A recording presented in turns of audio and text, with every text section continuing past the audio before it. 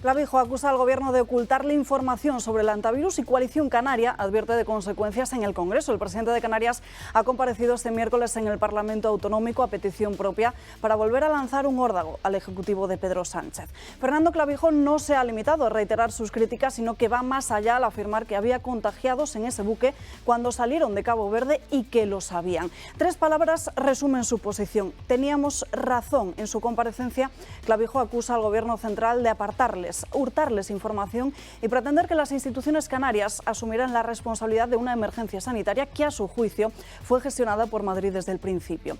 La metáfora que ha elegido es reveladora. Vienen a tu casa, te desplazan y la factura la pagas tú. Afirma que colaboraron, pero que no son cómplices. La Moncloa aspiraba a cerrar el capítulo con esa comparecencia conjunta de Pedro Sánchez y el director general de la OMS, pero no ha sido así. El episodio del crucero sigue vivo políticamente y lo que empezó como una disputa institucional sobre competencias sanitarias empieza a proyectarse sobre la aritmética parlamentaria del Congreso. Desde Coalición Canaria llegan señales que en Moncloa, desde luego, no pueden ignorar. La diputada Cristina Valido, que mantiene habitualmente una interlocución muy fluida con el Gobierno, está a la espera de que la dirección de su partido decida cuál va a ser su posición a partir de ahora. En el partido transmiten algo que suena a advertencia. Da la impresión de que el Partido Socialista no necesita para nada su voto y concluyen que el desencuentro de estos días puede tener consecuencias, porque han cruzado todas las líneas del respeto al presidente de los Canarios. El detonante de ese malestar no es solo la gestión del brote, son también los mensajes en las redes sociales del ministro de Transportes, de Óscar Puente, quien escribió que Clavijo hace el ridículo tras su intento del sábado de madrugada de impedir el atraque del buque. En Coalición Canaria consideran que el ministro se burló de los canarios con la única base de un titular y sin hablar con él. El Ejecutivo sabe que no puede permitirse perder ni un solo apoyo en el Congreso. Lo sabe y por eso Sánchez opta por rebajar el tono en público al descartar entrar en algún tipo de polémica institucional. Un tono notablemente distinto al que emplea, por cierto, con la presidenta madrileña. La contención, desde luego, no es gratuita. El reconocimiento es el reconocimiento implícito de una debilidad parlamentaria que condiciona cada movimiento del Ejecutivo central. En privado, sin embargo, el malestar en Moncloa es profundo. El voto de Valido es una pieza codiciada. Cada vez que Coalición Canaria vota con el Gobierno, otro de los socios de la mayoría de investidura puede permitirse la abstención, lo que otorga al Grupo Canario un valor estratégico que va más allá de su único escaño. Y ese escaño está hoy en el aire. La situación de Sánchez no admite más bajas. Tras la ruptura con Junts y las crecientes tensiones con el PNV, perder a Coalición Canaria agravaría aún más una legislatura que ya afronta una aritmética parlamentaria frágil y cada vez más imprevisible. La posibilidad de aprobar unos presupuestos generales del Estado, ese objetivo en el que el Ejecutivo sigue sosteniendo casi como un acto de fe, se aleja un poco más con cada aliado que se resiente. Lo que empezó con un crucero en cuarentena frente a las costas canarias puede terminar complicando una vez más la supervivencia política del Gobierno en Madrid.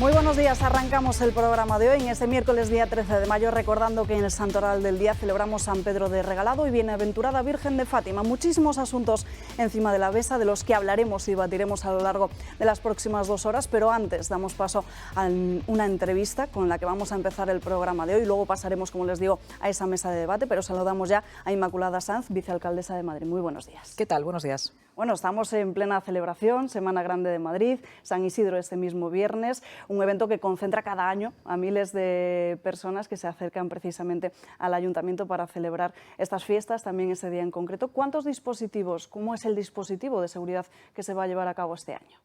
Bueno, es un dispositivo amplio, como suele ser en estas fiestas, que abarca desde el pasado día 7, que fue el día del pregón, hasta el día 17, en los distintos recintos donde se celebran las fiestas, fundamentalmente esa pradera de San Isidro, pero también en las Vistillas, en Matadero, en la Plaza Mayor y en todos los entornos donde hay algún tipo de celebración. Ya digo, fundamentalmente están concentrados nuestros agentes de policía y sanitarios de SAMUR en Vistillas y en pradera de San Isidro. Hablamos de 2.300 efectivos de policía municipal y más de 300 sanitarios. En el caso de la la pradera de San Isidro siempre hay un puesto sanitario allí fijo y bueno, mucha presencia policial, están nuestros caballos del escuadrón, están las unidades de drones también, la Comisaría Central de Seguridad y por supuesto las unidades de los distritos, tanto de centro, en el caso de los recintos de centro, como de Carabanchel.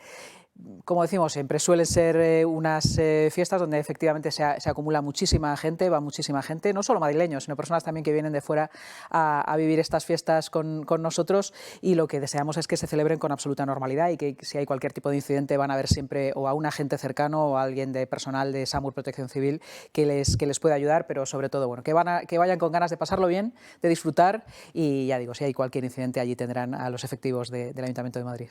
¿Cuáles son los principales riesgos, las principales preocupaciones que tienen identificadas? Porque no hay que olvidar la situación, el nivel antiterrorista que tenemos en nuestro país. Fundamentalmente en lo que tiene que ver con la pradera de San Isidro y también algunos de los otros recintos, tenemos también muchos agentes de paisano centrados sobre todo en prevenir hurtos y prevenir reyertas. Decimos siempre, Madrid es una ciudad comparativamente, desde luego, mucho más segura que las grandes capitales, pero tenemos en estos momentos un problema con las reyertas y con el uso de armas blancas. Y por lo tanto, sobre todo nos centramos en prevenir esos episodios, esas situaciones que se puedan dar o bien entre bandas o bien entre personas que puedan hacer una utilización de armas blancas y por lo tanto esa es una de los cometidos principales, y luego por supuesto pues evitar que haya aglomeraciones que puedan ser peligrosas. En ese sentido, por ejemplo, la utilización de los drones nos da una capacidad tecnológica muy buena para saber dónde está concentrada la gente, poder moverla en un momento dado, en fin, que no haya ningún problema en todos esos escenarios. La verdad es que en estos casi ya 8 años, 7 años que llevamos al frente del área de seguridad, todos los años se ha desarrollado con plena normalidad, más allá de algún pequeño incidente, y esperamos que este año vuelva a ser así. Es un dispositivo amplio, ya digo, son 2.300 agentes de policía municipal a lo largo de todos estos días y confiamos en que se desarrolle con normalidad. Vamos a ver si el tiempo nos respeta. Parece que han pasado ya los episodios de lluvias y aunque no va a ser muy calurosos los días, pero parece que sí vamos a tener un cierto buen tiempo. Esperemos que así sea, porque desde luego reina el ambiente festivo. También estos días se celebran muchos conciertos, al mismo tiempo que Madrid acumula obras por toda la ciudad, pero eso no impide que se celebren esos conciertos, las carreras, diferentes maratones, también grandes eventos, pero aún así los madrileños siguen quejándose precisamente de las complicaciones que tienen en el día a día, de esos atascos que tienen que sufrir. Han pasado 36 a 18 todas esas carreteras que pasan por la Almenda Central. ¿Cómo se gestiona esa tensión precisamente entre la ciudad en construcción y la celebración? Es verdad que tenemos obras importantes en estos momentos que se están desarrollando en la ciudad, tanto las del propio Ayuntamiento de Madrid, en el caso del Puente de Ventas Castellana y el soterramiento de las 5 obras, todas ellas muy importantes y que van a mejorar la calidad de vida de las personas, pero que tienen afecciones a la movilidad, y además bueno, hay que compatibilizarlas también con otras que están haciendo otras administraciones, como por ejemplo las grandísimas obras que está haciendo la Comunidad de Madrid y ampliaciones de metro, la zona de Conde de Casal y en otros puntos tratamos de hacer planes de movilidad reforzando transporte público también, bueno, pues de manera que las afecciones sean las mínimas posibles, pero Madrid necesita esos cambios, esas obras. Por ejemplo, en el caso de la 5 va a cambiar completamente la calidad de vida con la que cuentan esos vecinos que durante décadas han estado esperando este soterramiento, que les estaba pasando una autopista a 1 metro de sus salones, y por lo tanto creo que merece la pena el esfuerzo. En cuanto a lo que tiene que ver con los eventos y sobre todo también con esas carreras, como decías, hemos hecho un ejercicio, bueno, pues de tratar de racionalizar los espacios. Eran demasiadas las carreras que se estaban produciendo en todo el eje de la Almendra Central de la ciudad de Madrid, y había quejas vecinales en este sentido, y hemos reducido a la mitad el número de carreras que van a pasar por esos entornos, por ese eje Castellana, y el resto de carreras no significa que no se vayan a celebrar, pero se van a celebrar en otros distritos más periféricos de la ciudad, que también demandan ese tipo de eventos, porque esto al final genera riqueza, genera empleo y por lo tanto necesitamos eso, distribuir, igual que en el turismo nos estamos centrando muy específicamente tanto en desestacionalizarlo en los tiempos como también descentralizarlo de la Almendra Central de la ciudad, pues también en estos eventos. Hay algunos que son más incómodos, indudablemente, y somos conscientes de ellos, como puede ser, por ejemplo, el Maratón de Madrid, que fue hace unos días. Hablamos de una carrera de 42 kilómetros y por lo tanto tiene una afección masiva, ¿no? a la ciudad. Ocurre en Londres, ocurre en Nueva York, que en esas carreras tan amplias y con tanta superficie es muy difícil difícil que no haya afecciones, pero en el resto estamos tratando eso, de restringir lo que son las afecciones a la movilidad. Madrid está de moda. Madrid es un punto en estos momentos en los que quiere estar el mundo de la cultura, el mundo del deporte, artistas internacionales. Creo que es bueno para la ciudad, ya digo, genera muchísima riqueza, muchísimo empleo también. Muchos madrileños viven de eso, pero tenemos que compatibilizarlo con el día a día de la ciudad y con el descanso vecinal también. Por lo tanto, yo creo que ese es el reto, pero bueno, en fin, yo creo que es un reto positivo en el sentido de que mejor, desde luego, gestionar un momento de ebullición que un momento de decadencia, ¿no? en una ciudad, y en estos momentos yo creo que se puede decir que Madrid está viviendo ese momento de moda. En todo caso, además, que esas obras, se decía en el pregón de San Isidro, le lucen a Madrid un tiempo pasado, ¿no? Hablemos de los asentamientos ilegales, porque en el año 2024 se levantaron 400 asentamientos, la Policía Municipal intervino en 900 operaciones. Los vecinos lo que denuncian es que esos grupos lo que hacen es desplazarse apenas unos centenares de metros. ¿Cuál es la solución real? ¿Cuál debería ser el plan para poder atajar este problema? Es un problema complejo y desde el Ayuntamiento de Madrid, desde luego, tenemos a todos los servicios trabajando en la solución, tanto servicios sociales como también, por supuesto, la policía, también SELUR. Cada vez que activamos los protocolos hay 7 u 8 servicios implicados y sobre todo lo que tratamos es de generar una vinculación con esas personas que están en situación de calle para poder ofrecerles los recursos que tenemos a su disposición en la red de personas sin hogar, que hemos incrementado además mucho en este tiempo, el número de plazas con las que contamos, pero claro, no podemos obligarles a que acepten ese recurso. Por supuesto es así, la Ley de Servicios Sociales así lo dice, con lo cual es un trabajo muy de poco a poco, de tratar de vincularles y de ofrecerles una alternativa para que puedan salir de esa situación. En una parte tiene que ver con, bueno, pues ocurre en otras ciudades ese fenómeno de personas sin hogar, a veces ligadas a problemas de adicciones o también en algunos casos problemas de salud mental, pero sí estamos viendo que en los últimos tiempos está habiendo un mayor número de personas en situación ilegal, que no tienen ningún tipo de papeles ni de vinculación con la ciudad, que están en esos asentamientos y eso lo estamos viendo no solo en Madrid, sino también en otras ciudades de España. Y yo creo que eso tiene que ver también con una política errática del Gobierno de España en estos momentos en cuanto al control de fronteras. Esto es así. España en estos momentos es un coladero en cuanto al control de sus fronteras y desde luego somos el mejor destino para que las mafias sigan traficando con personas y eso sí, luego el Gobierno de España, muy solidario a la hora de decir que vengan, no se ocupa en absoluto de nada de lo que les pasa a esas personas una vez que cruzan las fronteras. Una parte de este fenómeno, ya digo, tiene que ver con esto y en ese sentido la capacidad que nosotros tenemos desde los ayuntamientos o desde las comunidades autónomas es muy escasa porque tiene que ver con una política nacional.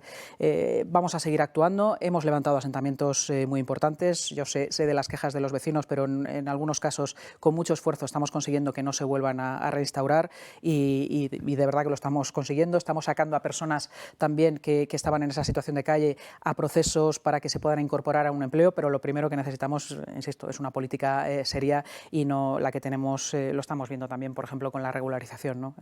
Se aprueba una regularización y se dice luego, ahí ocúpense ustedes, ayuntamientos y comunidades autónomas, de gestionar el caos y la chapuza que yo he generado. Lamentablemente esto es así con casi todo lo que hace el Gobierno de España. ¿Cómo está afectando precisamente esa regularización masiva al Ayuntamiento de Madrid? ¿Cuántas solicitudes han recibido?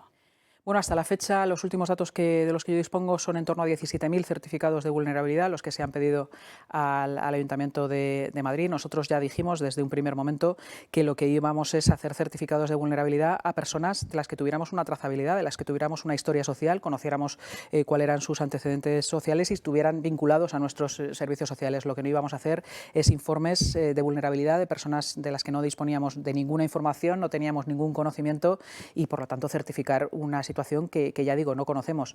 El Gobierno ha dado otras vías, como son las ONGs, y están firmando esos certificados de vulnerabilidad, pero ya digo, en el caso del Ayuntamiento de Madrid, yo creo que no se le puede pedir a los funcionarios, a los trabajadores sociales, que certifiquen situaciones de las que no conocen, y por lo tanto, ya digo, son 17.000 en estos momentos los certificados que se han solicitado, y el Ayuntamiento va a emitir esos de los que conoce su situación, y en los que no pues tiene que hacer una historia social previa, como se ha hecho siempre con cualquier persona que accede a los servicios sociales de Madrid. Claro, es que esa es la pregunta. ¿Qué sucede con todas esas personas de las que no se tiene conocimiento alguno? ¿Qué pasa con ellas a partir de ahora? Bueno, yo supongo que estarán yendo por otras vías. Ya digo, hay entidades sociales que están dando esos certificados de vulnerabilidad. Esto es un proceso que está mal hecho desde el principio. Nosotros así lo hemos denunciado. Esto es una chapuza. Nosotros somos conscientes de que en España en estos momentos la inmigración es necesaria, es importante. Madrid ha contribuido y contribuye todos los días al momento de éxito que vivimos. Todas esas personas que han venido fundamentalmente de Hispanoamérica, de nuestros países hermanos al otro lado del Atlántico. Pero tiene que ser legal, ordenada y completamente regulada, sabiendo quién viene, a qué viene y, por supuesto, expulsando a las personas que vienen a España a cosas que no deben hacer, ¿no? No es de recibo que en estos momentos solo se estén ejecutando en torno al 11% de las órdenes de expulsión. Los tribunales declaran esas órdenes sentencian esas órdenes de expulsión, pero luego no se ejecutan y, por lo tanto, solo el 11% se están ejecutando. ¿Dónde están estas personas? ¿Qué están haciendo? No, insisto, no es de recibo. Yo creo que hay que ser mucho más serios, mucho más rigurosos. En el fondo, yo creo que esto responde a una necesidad de tensionar a la sociedad, de complicar la convivencia, también de complicar los servicios públicos de los ayuntamientos y de las comunidades autónomas y de presionar sobre esos servicios públicos con este proceso que se ha hecho mal desde el inicio. ¿Dónde está o qué hace el delegado del Gobierno de Madrid? Bueno, usted misma le calificó de impresentable. Es que yo creo que ya está bien lo de este señor. Este señor, su máxima competencia en Madrid es la seguridad y es de la que no se ocupa. De lo que se ocupa todos los días es un día de insultar a la presidenta Ayuso y otro día de insultar al presidente Almeida. Supongo que haciendo de meritorio para ver si le cae alguna candidatura a la Comunidad de Madrid, al Ayuntamiento. Debe ser que no ve muy claros los candidatos que se supone que van a ser y ahí sigue de meritorio. Quiero recordar que este señor era el tesorero de las primarias de Pedro Sánchez, el tesorero del bancal de Rosas y, por lo tanto, creo que tiene ese pecado original y vive de ser el delegado del sanchismo en Madrid. Pero yo creo que es momento, desde luego, de exigirle o que bien cumpla sus competencias o, si no es capaz, como le vengo diciendo en estos días, de garantizar la seguridad de los madrileños, igual debe dar un paso a un lado, dimitir y dejar a otro que sepa. No es de recibo, según los datos que nosotros tenemos, por ejemplo, de SAMUR Protección Civil, que en lo que llevamos de año hayan atendido a más de 130 personas por heridas de arma blanca en la ciudad de Madrid. Pues tiene que tomar medidas. No se dedica a eso, se dedica única y exclusivamente a buscar la confrontación, el enfrentamiento y a insultar al Ayuntamiento de Madrid y a la Comunidad de Madrid. Creo que es momento de que se ocupe de lo suyo. Porque no existe ningún mecanismo formal, un requerimiento, una denuncia institucional para precisamente forzarle a asumir las que son sus competencias. Bueno, nosotros lo hacemos por todas las vías posibles. Le venimos reclamando desde hace mucho tiempo que se modifique esa tasa de reposición para que el Ayuntamiento de Madrid pueda contratar a los 1000 policías que necesitamos de más que no tenemos en estos momentos. Yo recuerdo siempre el alcalde Gallardón hace ya más de 20 años y con 300.000 personas menos viviendo en la ciudad contaba con 7.000 agentes de policía municipal. En estos momentos tenemos un poquito más de 6.000. Lo único que le pedimos al Gobierno de España es que nos deje contratar a esos policías municipales. No estamos pidiendo un euro, como por cierto sí se da a otras regiones de España, con cargo al presupuesto del Ayuntamiento de Madrid, simplemente que nos quiten esa tasa de reposición, ese tope, para que podamos contratar a estos policías. Por supuesto, no lo ha gestionado. Le venimos reclamando modificaciones legales para este tema de las armas blancas. Hay que sancionar más y mejor esta utilización de armas blancas en la ciudad de Madrid, o, por ejemplo, la utilización de menores en esas bandas juveniles, o, por ejemplo, las situaciones de ocupación. Pero ¿qué esperar de un delegado del Gobierno que dice que la ocupación es un invento de la derecha para vender alarmas? Que es lo que ha dicho literalmente, ¿no? Bueno, pues vamos a utilizar todas las vías. Desde luego, la mejor vía de todas es cambiar a un Gobierno de España que empezó con una legislatura fallida, que ya no cuenta ni siquiera con esos socios de inicio de mandato y que para Madrid está siendo nefasto. Denuncia precisamente esa falta de agentes en un momento en el que además estamos a las puertas de uno de los mayores retos de seguridad que pueda vivir Madrid en estos últimos años, que es precisamente esa visita del Papa a España, que es algo comparable a la cumbre de la OTAN. ¿Cómo se prepara Madrid para un evento de esta envergadura?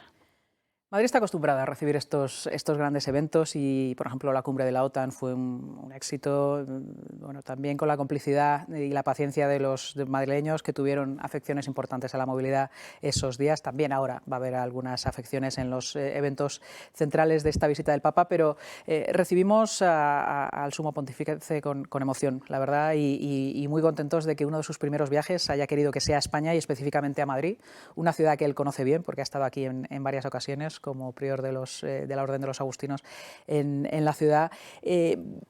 Ya digo, los dispositivos están muy avanzados. Llevamos muchos meses trabajando con la organización, tanto con el Arzobispado como con la delegación del Vaticano, sobre todo en esos dos actos centrales, los más multitudinarios, que van a ser la vigilia del sábado por la noche y la misa del domingo por la mañana, que es donde esperamos que haya un mayor número de personas, y muy avanzados, tanto en lo que tiene que ver con el dispositivo policial, coordinándolo, por supuesto, con las fuerzas de seguridad del Estado, también con el Ministerio de Defensa, en fin, con todo el ámbito de la seguridad, también nuestros dispositivos de SAMUR Protección Civil, pero es verdad que tenemos una carencia de efectivos y al final tenemos que tirar en muchos casos de horas extraordinarias de nuestros agentes de policía, pero en fin, eso es una situación o una solución de corto plazo, no debe ser la solución del día a día, porque lógicamente ellos también tienen sus derechos a conciliar y a tener sus días de descanso. Va a estar todo preparado, yo creo que los madrileños deben estar muy tranquilos de que se va a celebrar con normalidad, como siempre. Vamos a poner todo lo que esté en nuestra mano para que ese evento se desarrolle con plenas garantías, y va a ser una visita además muy madrileña, porque va a estar muchos días en la ciudad de Madrid y ya digo, en espacios muy centrales de la ciudad. Va a estar en Cibeles, va a estar en el entorno del Santiago Bernabéu, va a estar también en el Movistar Arena, en IFEMA, luego otras visitas más pequeñas en algunos barrios de la ciudad. Creo que es un evento relevante y ya digo, además para los que en este caso, como yo, somos católicos, pues que recibimos con especial emoción. Sin duda. Hablemos de los reveses que ha sufrido el Ayuntamiento de Madrid en ordenanzas. Me refiero a la tasa de basuras, a la zona de bajas emisiones, que se han atribuido a cuestiones formales. Pero cuando los tribunales anulan estas mismas normas en dos ocasiones distintas por el mismo defecto, ¿no deberían revisarse los procedimientos o las normativas internas y no solo tener la vía de recurrir? Bueno, y se revisan, y lógicamente cada vez los informes, antes las ordenanzas llevaban aparejados unos informes complementarios en pequeños dosieres, y ahora son enormes dosieres de informes económicos, medioambientales los que están incorporados a esas ordenanzas. Lo que pasa que luego, lógicamente, son los tribunales los que tienen que decir si consideran que está suficientemente justificado un informe económico o no lo está. No estamos hablando, como ocurría, por ejemplo, en la época de Manuela Carmena, con sus zonas de bajas emisiones, donde se les anuló precisamente esa zona por no incorporar un informe. En nuestros casos están incorporados esos informes, lo que pasa que los tribunales, en algunos de ellos, han entendido que no eran suficientes o que no se habían evaluado suficientes alternativas. En fin, no es tan sencillo poder solventar cuál es finalmente la decisión que se va a tomar por parte de los tribunales, pero bueno, pues yo creo que esas normativas se han ido reajustando, y en estos momentos tenemos en vigor esa nueva norma de ordenanza de movilidad sostenible, que además creo que es la historia de un éxito, más allá de esa situación puntual de ese revés judicial en cuanto a la forma. Nos ha situado en un lugar en el que Madrid no había estado nunca. Es decir, por primera vez en nuestra historia estamos cumpliendo con las emisiones y estamos cumpliendo con el nivel de calidad del aire que se nos exigía, y que desde que se aprobó esa directiva europea Madrid no lo había cumplido. En los últimos años lo estamos cumpliendo, cuando otras ciudades europeas no lo están haciendo. Tenemos en ese sentido la mejor calidad del aire que hemos tenido en los últimos años, y desde luego ha contribuido a esto esta ordenanza de movilidad sostenible. Han contribuido muchas otras cosas también, como por ejemplo haber cambiado toda la flota de autobuses de la MT por autobuses menos contaminantes. Al final son vehículos que están circulando todos los días por la ciudad de Madrid, o por ejemplo que los 15.000 taxis que están en estos momentos en la ciudad, a través de distintas ayudas, sean de energías limpias, o los vehículos particulares. Son muchas cosas, las calderas también, pero esa ordenanza indudablemente ha contribuido. Seguimos reforzando esos informes y, en fin, pues trataremos lógicamente de que no se produzcan esos reveses, pero no siempre es sencillo. Creo que, ya digo, en todo caso, el fondo de la cuestión lo que nos dice es que es una normativa que ha servido para contribuir al éxito de Madrid en estos momentos en la calidad del aire, que creo que es algo importante. Un cierto de enfado, eso sí, vicealcaldesa, de muchos de estos madrileños que al final se pierden entre tanta normativa y ya no saben si pueden entrar en el M30, si es fuera, si es dentro del ayuntamiento. un poco el caos que tienen que sufrir, ¿no? Bueno, es que nosotros cuando aprobamos la normativa fue en el año 2021, creo recordar, y lo que tenía es una secuencia de que iban entrando en distintos plazos, bueno, los vehículos A que no iban a poder entrar a la ciudad de Madrid, porque ya digo, en esos momentos no cumplíamos con esa directiva europea y Madrid tenía abierto un proceso de sanción que nos hubiera llevado a un coste, a una multa de más de 1.000 millones de euros a la ciudad de Madrid, precisamente por incumplimientos sistemáticos de esa directiva europea, y por lo tanto hicimos una norma que en su momento fue más restrictiva y que en estos momentos hemos podido aliviar porque estamos cumpliendo con esa calidad del aire, y por lo tanto por eso ahora sí hemos podido permitir que los vehículos A de los empadronados en Madrid o los residentes en Madrid puedan seguir circulando. Lo habíamos limitado hasta el año 2025, pero dado que ahora sí estamos cumpliendo, y siempre que sigamos cumpliendo con esa normativa lo hemos podido ligar a ese cumplimiento. Yo entiendo que efectivamente pueda haber molestias, pero en fin, creo que merece la pena el objetivo de dejar a nuestros hijos también un aire más limpio en la ciudad. No podemos dejar de hablar de la vivienda, más aún en Madrid, que al final es la capital de España. Todo el mundo quiere venir a trabajar, lo decía antes, Madrid está de moda, ¿no? ¿Qué puede hacer el ayuntamiento para que quien trabaja en Madrid pueda vivir también en Madrid? Creo que ustedes están solicitando la liberalización de esa normativa urbanística nacional, ¿no? Sí, nosotros hemos hecho muchas cosas en ese sentido en el ayuntamiento. Cuando llegamos, el equipo de Manuela Carmena tenía bloqueados todos los desarrollos urbanísticos de la ciudad. La gran bolsa de suelo que teníamos en Madrid, que son los desarrollos del sureste, estaba parada. Teníamos parada la operación Campamento y estaba atascada la operación Chamartín, o ahora Madrid Nuevo Norte. Tuvimos que pues desatascar todas esas operaciones desde el punto de vista urbanístico. La normativa es verdad que es demasiado farragosa, demasiado compleja en el ámbito urbanístico, y lo que queremos también es que, bueno, pues desde el Congreso, en este caso, se agilicen esas leyes y se simplifiquen esas leyes para que podamos ser más rápido. Pero en estos momentos somos probablemente la ciudad de Europa con más suelo para construir mañana mismo por todas esas liberalizaciones de suelo que se han hecho. Solo en los desarrollos del sureste son más de 150.000 viviendas las que se van a poder construir, y desde ya mismo tenemos posibilidad de construir hasta 40.000.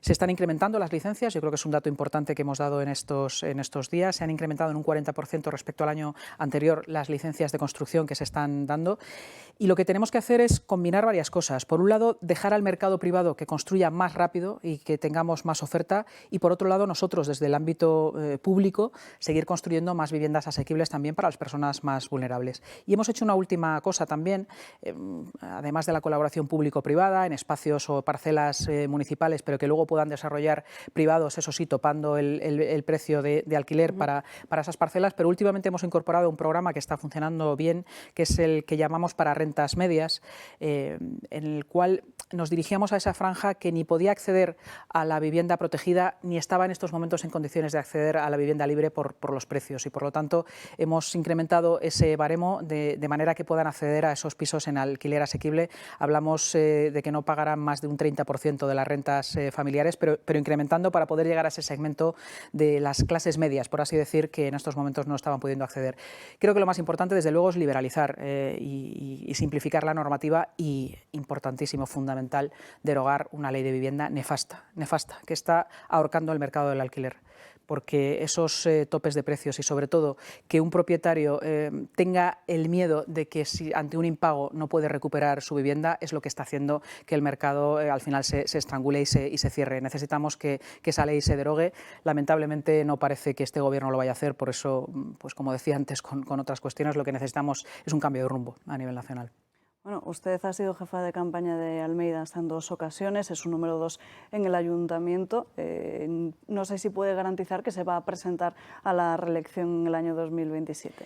Bueno, yo creo que él ya lo ha dicho, está más enchufado que nunca, y yo le veo que desde luego con muchas ganas de acabar proyectos en este mandato. Nos quedan pues todas esas grandes obras que a partir del otoño vamos a poder ir poniendo ya en marcha y abriendo los túneles y demás, pero en las últimas semanas estamos trabajando ya en muchos proyectos a futuro. Madrid tiene que aprovechar este momento que vive, consolidarse definitivamente como una ciudad global, pero también consolidar su calidad de vida, su manera de vivir a la madrileña, madrileña. Nosotros queremos ser una de las ciudades más importantes del mundo, pero con nuestro estilo, con nuestra manera de vivir, con nuestros barrios, con nuestra forma de hacer las cosas y creo que eso requiere desde luego de un proyecto que continúe, como lo hacemos también con la Comunidad de Madrid. Tenemos una coordinación y un trabajo extraordinario entre los dos gobiernos, lamentablemente no con el Gobierno de España, que no para de poner palos en las ruedas y atacarnos cada día que puede, y yo le veo más enchufado que nunca, por lo tanto seguro que así va a ser y espero que los madrileños nos vuelvan a otorgar su confianza como han hecho en estos años.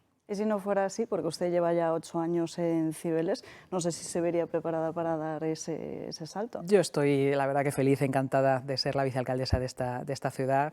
Lo digo siempre, para mí es un honor. No es la ciudad donde nací, pero sí en la que vivo desde los 11 años, en la que viven mis hijos, y poder estar disfrutando de este momento de la ciudad, de consolidarnos como esa gran urbe y de ver cómo crecemos, cómo mejoramos los espacios públicos. Bueno, lo estoy disfrutando enormemente, como también en el caso del Partido Popular de Madrid, con la presidenta Ayuso, donde también formo parte de esa ejecutiva.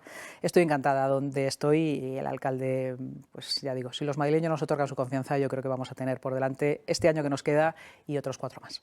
Pues a seguir disfrutando, sobre todo en esta semana de San Isidro. Inmaculada Sanz, un placer. Muchísimas gracias. Haber hablado con usted. Gracias. Nosotros nos vamos a ir a una breve pausa de publicidad y a la vuelta comenzamos ya con el debate aquí en Dando Caña. No se marchen.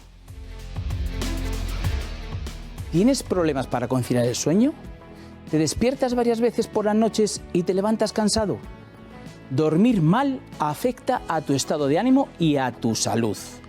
Vago Relax. Este dispositivo portátil va a ayudarte a recuperar el descanso que necesitas, estimulando de forma no invasiva el nervio vago.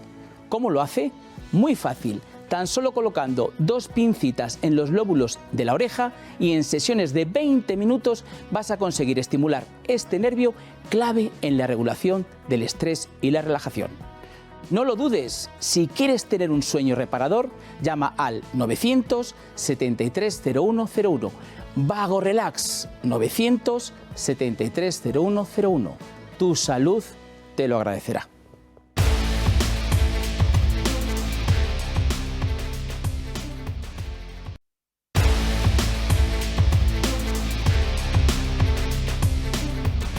Ya estamos de vuelta en Dando Caña, pasan 6 minutos de las 12:30 del mediodía, las 11:30 en Canarias. Abrimos ya así la mesa de debate aquí en Dando Caña y comenzamos saludando a Josep María Francas. Muy buenos días. Buenos y felices, sí, vivo y qué más quiero, ¿no? Hoy estamos muy cerca ya de elecciones en Andalucía, del día de las elecciones y por tanto del resultado electoral, que creo que tiene que marcar un antes y un después, porque ya no hay ninguna elección más inmediata de la carrera esa de las 4, y ahí supongo que el PP se planteará seriamente estar al lado bueno de la historia, que es la chorradita de ahora, ¿no? Y presentar la moción de censura como Dios manda y los españoles esperan. O igual se aconejará y no lo va a hacer, no lo sé. Y hablando de aconejamiento, quería felicitar a María Jesús Montero, que no me ha caído bien nunca para nada, pero que al menos ha demostrado más cuajo que Pedro Sánchez yendo al funeral. También es verdad que demostrar más cuajo que Pedro Sánchez yendo al funeral, tampoco Pedro Sánchez no tiene mucho, o sea que no hace falta tener demasiado, pero un poco más que él, sí, eso es una virtud.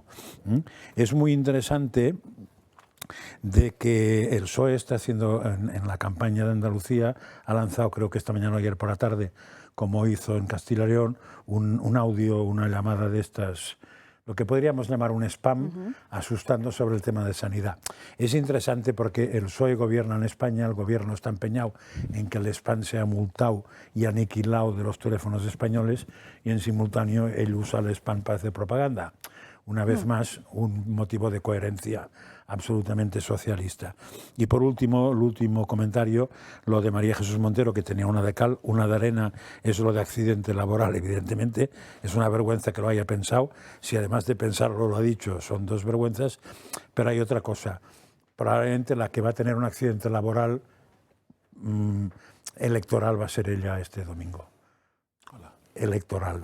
Bueno, incluso hay quien habla de un batacazo peor de lo que han podido prever todas las encuestas, incluso por debajo de los 25. Es que va haciendo méritos, o sea... Bueno, es que ya lo que dijo el otro día en el debate, hablando de accidente laboral, y encima ayer intenta rectificar en las redes sociales y lo empeora. Esto es como cuando Felipe González decía que cuando uno mete la pata hay que sacarla pronto, ¿no? Pues lo mismo.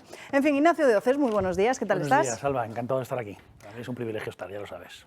Arturo Moreno, hablaremos de encuestas, ¿eh? ¿Qué tal? Muy bien, Alba, encantado. Muy buenos días. Un placer. Y Alejandra Nuño, ¿qué tal? ¿Cómo estás? Muy buenos días, encantada de estar aquí. Bueno, uno de los temas del día de hoy es sin duda Florentino Pérez, está en boca de todos después de ofrecer en el día de ayer esa rueda de prensa que desde luego es histórica porque en más de 10 años no le habíamos visto hablar así ante los medios de comunicación. Una rueda de prensa en la que convocaba elecciones, se defendía públicamente, retaba a todo aquel que quisiera presentarse y convocaba esas elecciones a la presidencia del Real Madrid justo en una jornada de mucha polémica después, unas horas después de ese partido del Clásico con el que el Fútbol Club Barcelona se alzó con la victoria de la Liga y también después de aparecer en los medios de comunicación un comentario que hacía alusión a su cansancio. Estos son algunos de los titulares que ofrecía ayer Florentino Pérez. Lamento decirles, porque me cuentan por ahí que no voy a dimitir, sino que les he pedido a la Junta Electoral que inicie el proceso electoral para las elecciones a la Junta Directiva, a las que nos vamos a presentar esta Junta Directiva actual.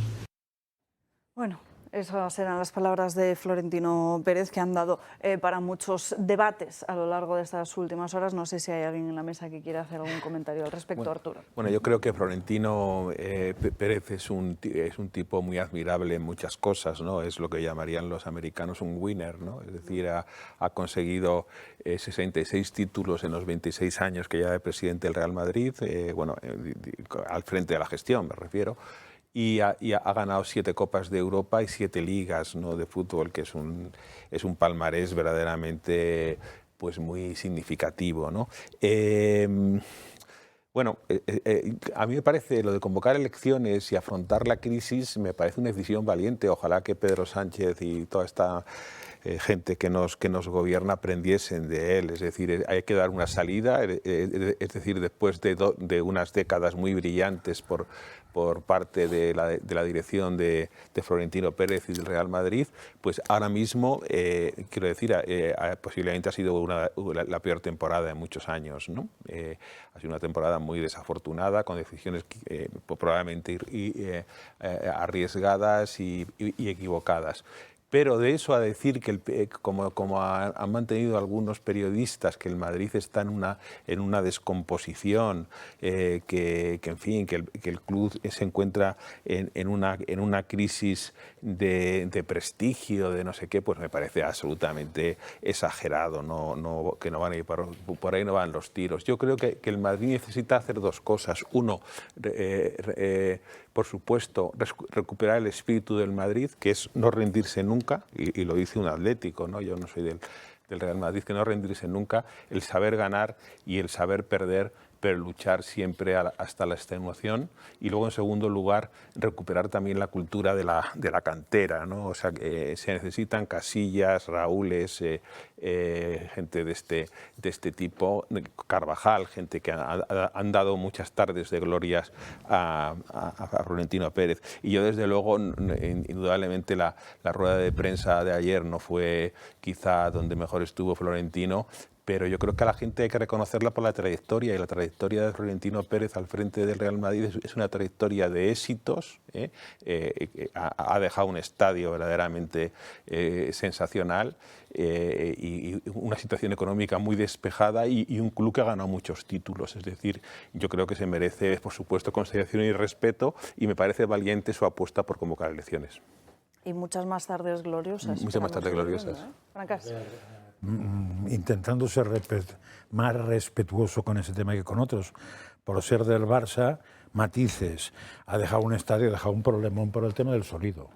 Bueno, y eso es una pifia que va a Pero como costar muy estadio de cara fútbol, sí. y que ha dejado a que el Madrid, que económicamente iba como un cohete, pues ahora mismo sea como un burro yendo marcha atrás. Y ahí va a tener un problema grave porque lo que era amortizar unas obras no se van a poder amortizar. O sea, eso ha sido una pifia bastante insólita, pero es un tema que no tiene nada que ver con... Es un hecho que marca un poco el futuro del Real Madrid, de ser boyante no lo es.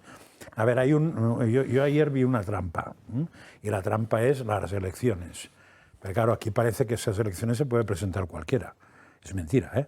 Son entre 90 y 120 millones mínimo lo que tienes que avalar para presentarte de candidato. Sí. Es decir, Florentino o Florentino, como ha pasado los últimos años. Con lo cual, a mí me parece muy valiente que convoque unas elecciones, porque quedaban 3 años, pero no vendamos la burra de que son unas elecciones como cualquier elección, porque con ese condicionante probablemente no vaya a ir nadie, o hasta ahora no ha ido nadie. ¿Cuál es el problema del Madrid? Pues yo no lo sé, pero históricamente no tengo ninguna duda que es el club más prestigioso que ha habido y que a partir de un determinado momento sí que el Barça empezó a hacer la puñeta, al menos en España. Y eso fue cuando llegó Cruyff. Es decir, cuando entran los extranjeros, pues resulta que el Barça ficha mejor y el Madrid ficha peor y se puso a su nivel más o menos, con más o menos fortuna, y hemos ido jugando diferencias entre uno y otro. Creo que el Madrid se equivocó y eso lo hizo Florentino en su momento, apostando por grandes fichajes, y el Barça, entre otras cosas porque no tiene un duro, ha tenido que ir al otro tema, que es a sacarlos de casa, y no le ha salido mal. Que como presidente yo creo que es el mejor que ha tenido el Madrid, no lo sé, no sé si Santiago Bernabéu fue mejor o peor, es mi única duda, pero realmente si los presidentes de los equipos españoles fueran tipo Florentino, el fútbol español sería otra cosa, sería una maravilla, porque tenemos cada presidente y en ese sentido Florentino destaca sobre todos, incluso sobre el mío, creo que con bastante no sé, distancia, ¿eh? O sea, es una envidia tenerlo, pero también incluso a lo mejor se le acaba el tiempo. A mí, ayer la rueda de prensa que me dio, a mí la sensación es que tempus fugit et non reverberit, igual ya fugit, ya ha huido esta vez. Y, hombre, hay una cierta mentirijilla, como mínimo ayer, cuando dijo que lo del caso Negreira se habían enterado hace poco. Bueno, se enteraron cuando salió, porque el primero que se enteró fue el Madrid y, de hecho, incluso declaró después que no hagamos hierro de esto, que ahora mismo somos socios en otros temas. Con lo cual, esta mentirijilla ya me gusta menos, porque Florentino antes en público no mentía. No sé si en privado. Bueno, esto creo que daría para una tertulia. Pero ha sido discreto. Y sobre todo que es marca... Yo creo que ha sido bastante respetuoso. Alba, que es marca España. Es marca España. El Real Madrid es una marca conocida universalmente y un prestigio para España y para Madrid. Vamos, si os parece, con la cuestión del hantavirus y toda la gestión que se ha hecho del mismo. La Organización Mundial de la Salud ha fijado para el día 10 de mayo como el día cero del inicio de esta crisis sanitaria, en unas jornadas además que hemos estado viendo precisamente como el epicentro de todo este caos ha sido España. Ahí están viendo el calendario de la cuarentena, que como les decíamos en la jornada de ayer, pues varía un poco en función de los países. Sí que es cierto que no un margen muy amplio, pero sí en otros países han definido 3 días más, otros 2 días menos, en fin. Ángel Víctor Torres ha metido más leña al fuego, sigue precisamente instalado en esa crítica al gobierno canario, en un momento que además que desde Canarias pues siguen tremendamente enfadados por precisamente esa gestión que se ha hecho, el crucero que finalmente sí que atracó en el puerto y no fondeó, a pesar de la mentirijilla, esa otra mentirijilla, ¿no?, que se decía de que las aguas estaban un poco, que había, pues que no se daban las condiciones meteorológicas necesarias para poder fondear. Finalmente sí que atracaba. Ángel Víctor Torres en una entrevista le pedía a Clavijo dejar ya las tesis conspiranoicas. Y es que Clavijo lleva varios días afirmando que ya se sabía que en ese crucero había contagiados y que lo que no se hizo fueron esas pruebas PCR para poder confirmarlos, porque tenían pleno conocimiento de que existían y que les daba igual. Que se hagan los test antes de que bajen los pasajeros, nos los recomendaban todos los expertos. Ahora sabemos por qué no se querían hacer, porque sabían que había contagiados en el buque, como se ha demostrado. De hecho, es hoy el periódico El Español el que saca en su portada cómo la Organización Mundial de la Salud conocía perfectamente que sí había positivos. Detectó un positivo de antivirus, lo hizo en Cabo Verde, pero fue omitido en ese único informe que fue enviado al gobierno canario. Así que, como vemos, Clavijo tenía razón, Alejandra, en sus sospechas. La ministra se inventó un concepto ayer, me parece que era un positivo suave o positivo débil, o no sé exactamente cómo. Pues yo, lo del en embarazo mi tierra poco. es o positivo o negativo, Por eso, no hay que un lo, positivo a medias. lo del embarazo poco No sé pues nada de los tiene demás. su mérito. Entonces parece que dieron un positivo, pero muy poquito positivo, y entonces no hacía falta decir. Y además otra cosa que es el negativo preventivo, se ha inventado. Porque acordaos que el argumento del gobierno es que como 3 días después Estados Unidos dice que ya no tiene eso, ellos ya intuyeron que Estados Unidos diría eso, a pesar de que decía lo contrario, con lo cual se adelantaron al tiempo y preventivamente pudieron asegurar que no había ningún contagiado, porque 3 días o 4 después de llegar a Canarias, probablemente se sabría que no estaba contagiado porque era un positivo pequeñito. Manda Alejandra. huevos, ¿eh? Bueno, yo lo primero felicitarte por tu artículo en La Gaceta del equilibrio de los ratones, que tienes una razón como una santa, porque desde luego yo es que llevo unas semanas sin venir, y cuando vimos a Fernando Simón, ¿no? Yo creo que todos nos pusimos ahí a temblar, porque si, como tú bien indicas en el artículo, si algo tiene este señor es una hemeroteca, y aun teniendo esta hemeroteca parece que a él no le afecta. Las crisis sanitarias en este país parece que no afectan. A partir de ahí, pues evidentemente que hay una falta total de transparencia, y yo creo que lo que más nos choca, que también ayer escuchaba a Arturo por la noche, era esa falta, ¿no?, de claridad, de transparencia, pero también esa soberbia, y que nuevamente viene a denostar que estamos en una sociedad de la foto, porque lo que aquí verdaderamente importaba era estar en Canarias, ¿no?, con la foto y el autobombo, versus, por ejemplo, lo que hemos visto, por desgracia, estos días con los guardias civiles. Y que hablar de Canarias, a mí lo que más me atraganta, y estoy segura que todos vosotros, es ver a Mónica García, porque es que esta señora que tiene a todos los médicos, que cuántas semanas venimos denunciándolo aquí, por desgracia, y que, bueno, pues que en fin, que foto más foto, y que luego, por cierto, en medio de la foto, me tengo que reír por no llorar, pues encima pregunta que perdona que me están diciendo en inglés porque no lo entiendo. Y eso que para entrar en cualquier licenciatura en este país, en cualquier licenciatura ya te piden un mínimo de un B2. Y aquí tenemos una ministra que eso sí, ya se preocupa de su sillón futuro y de estar combatiendo con Ayuso, que es toda su preocupación, pero que en medio de la foto pregunta por el inglés que me han dicho. O sea que este es el panorama que tenemos. Ignacio. No, muy de acuerdo con lo que se acaba de decir, porque todo esto ha sido una performance. Es decir, cómo, ¿no?, el gobierno pudo sacar petróleo de una crisis. Una crisis que no existía, y estamos en manos de unos incompetentes que al final pueden crear realmente una crisis nacional, incluso a lo mejor hasta una epidemia. Es decir, porque lo que tenemos enfrente en este gobierno son unas personas que son absolutamente incompetentes. Por tanto, algo que era absolutamente controlable, que se podía haber hecho de otra manera, y que encima estaban sacando pecho, y que lo único que les interesan son los focos de las fotos, es que es lo que les interesa a ellos, al final precisamente podemos llegar a tener un problema. Porque además el gobierno, lo sabemos, y el Partido Socialista en particular, siempre intenta aprovechar cualquier coyuntura, cualquier desgracia, cualquier tragedia, precisamente para beneficio personalísimo de Pedro Sánchez. Y esto es lo que estamos hablando. Por tanto, bueno, en fin, vamos a ver lo que nos depara en las próximas semanas, pero de verdad, y yo no quiero ser aquí alarmista, con esta gente nos podemos esperar cualquier cosa.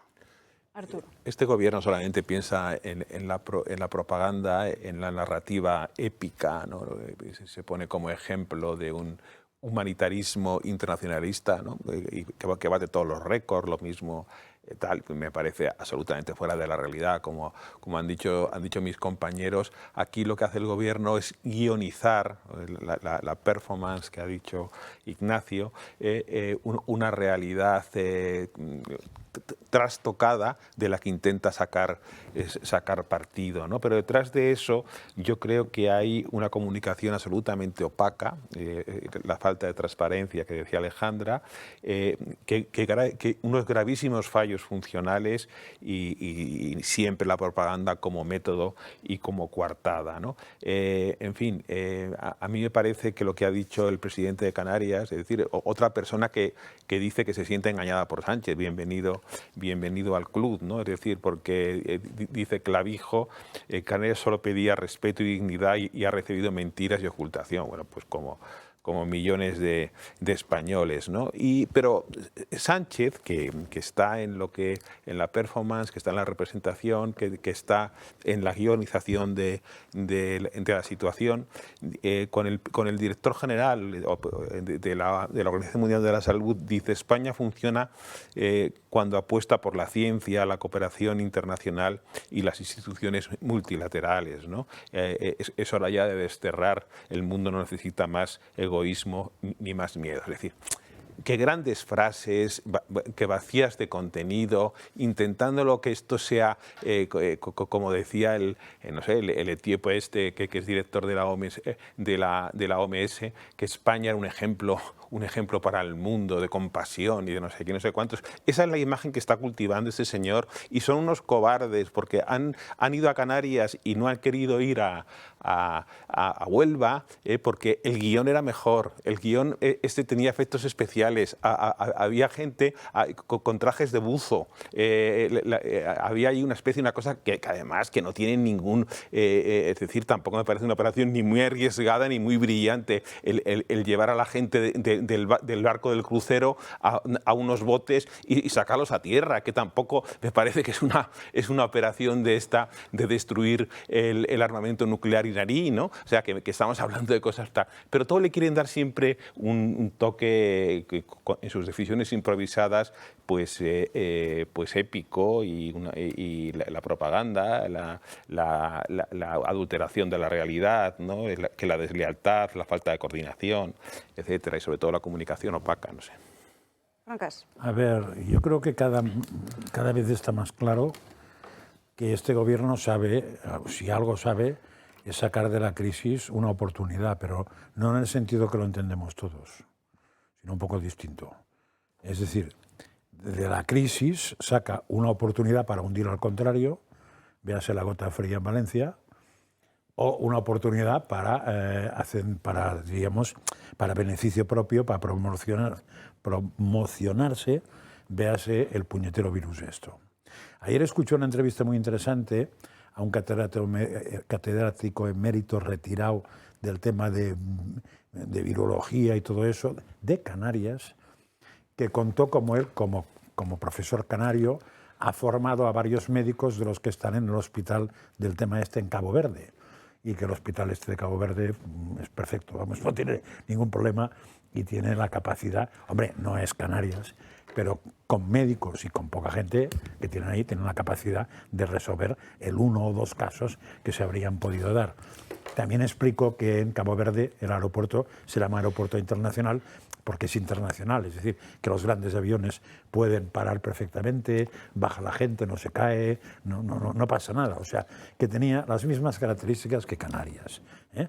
Con una diferencia, que Canarias tenía eso, la oportunidad de que el gobierno, en un tema que está clarísimo, lo habéis dicho vosotros, que el riesgo que tenía era mínimo, porque también habló ese señor, y algún otro, de que como este virus es muy difícil, por muy andino que sea, es muy difícil que pase al contrario, y de hecho ya he hablado con varios que insisten en que la pandemia más grande que ha habido de este virus, no se puede llamar pandemia, claro, han sido 20 casos juntos en un momento determinado, que se murieron 14 creo, o 12, no sé, no estuvo mal, pero que fueron 20, no fueron ni 2.000 ni 5.000, es decir, que se acota enseguida, con lo cual era una oportunidad perfecta para, en una cosa que no daba que tenía un riesgo bajísimo, organizar un show altísimo, porque claro, hay máscaras, campanas, cajas, todo eso. Por cierto, otra cosa que me quedé ayer alucinado, en unos vídeos que se ve cómo bajan de los autobuses, supongo que los teóricos posibles infectados no llevan EPIs, lo que llevan son batas quirúrgicas, es decir, lo que nos ponen a todos cuando vamos a un hospital a hacer algo, de esas que están abiertas por detrás y que se ve el culete, ¿eh? Sí, pero como ni siquiera les han hecho quitar la ropa, no hay culete, hay ropete, o sea que encima de la ropa se han puesto esto y bueno, ¿cómo quieres que le llame? ¿El pompis? ¿El trasero? ¿O en plan biológico? la parte distal de la... No, solo una última cosa que quería decir. Que decía Aristóteles que los mejores hombres son los justos y los valientes, ¿no? ¿Y quiénes son esos? Los que hacen actos de justicia y de valentía, ¿no? Al final lo que cuentan son los hechos. Desde luego, en este gobierno no hay absolutamente ningún atismo ni de grandeza ni de dignidad, ¿no? Son unas personas verdaderamente desprovistas de cualquier contenido moral en sus acciones, que únicamente saben que quieren mantenerse en el poder a toda costa y que están dispuestos a hacer lo que sea con tal de obtener ese fin. Nos tenemos que ir, señores, a la próxima pausa de publicidad. A la vuelta hablamos de inmigración, también, por supuesto, de la campaña electoral en Andalucía, no podría ser de otra forma cuando quedan 4 días para ir a votar, y también de los que van a ser los grandes temas en esa cumbre entre Donald Trump y Xi Jinping. En unos minutos.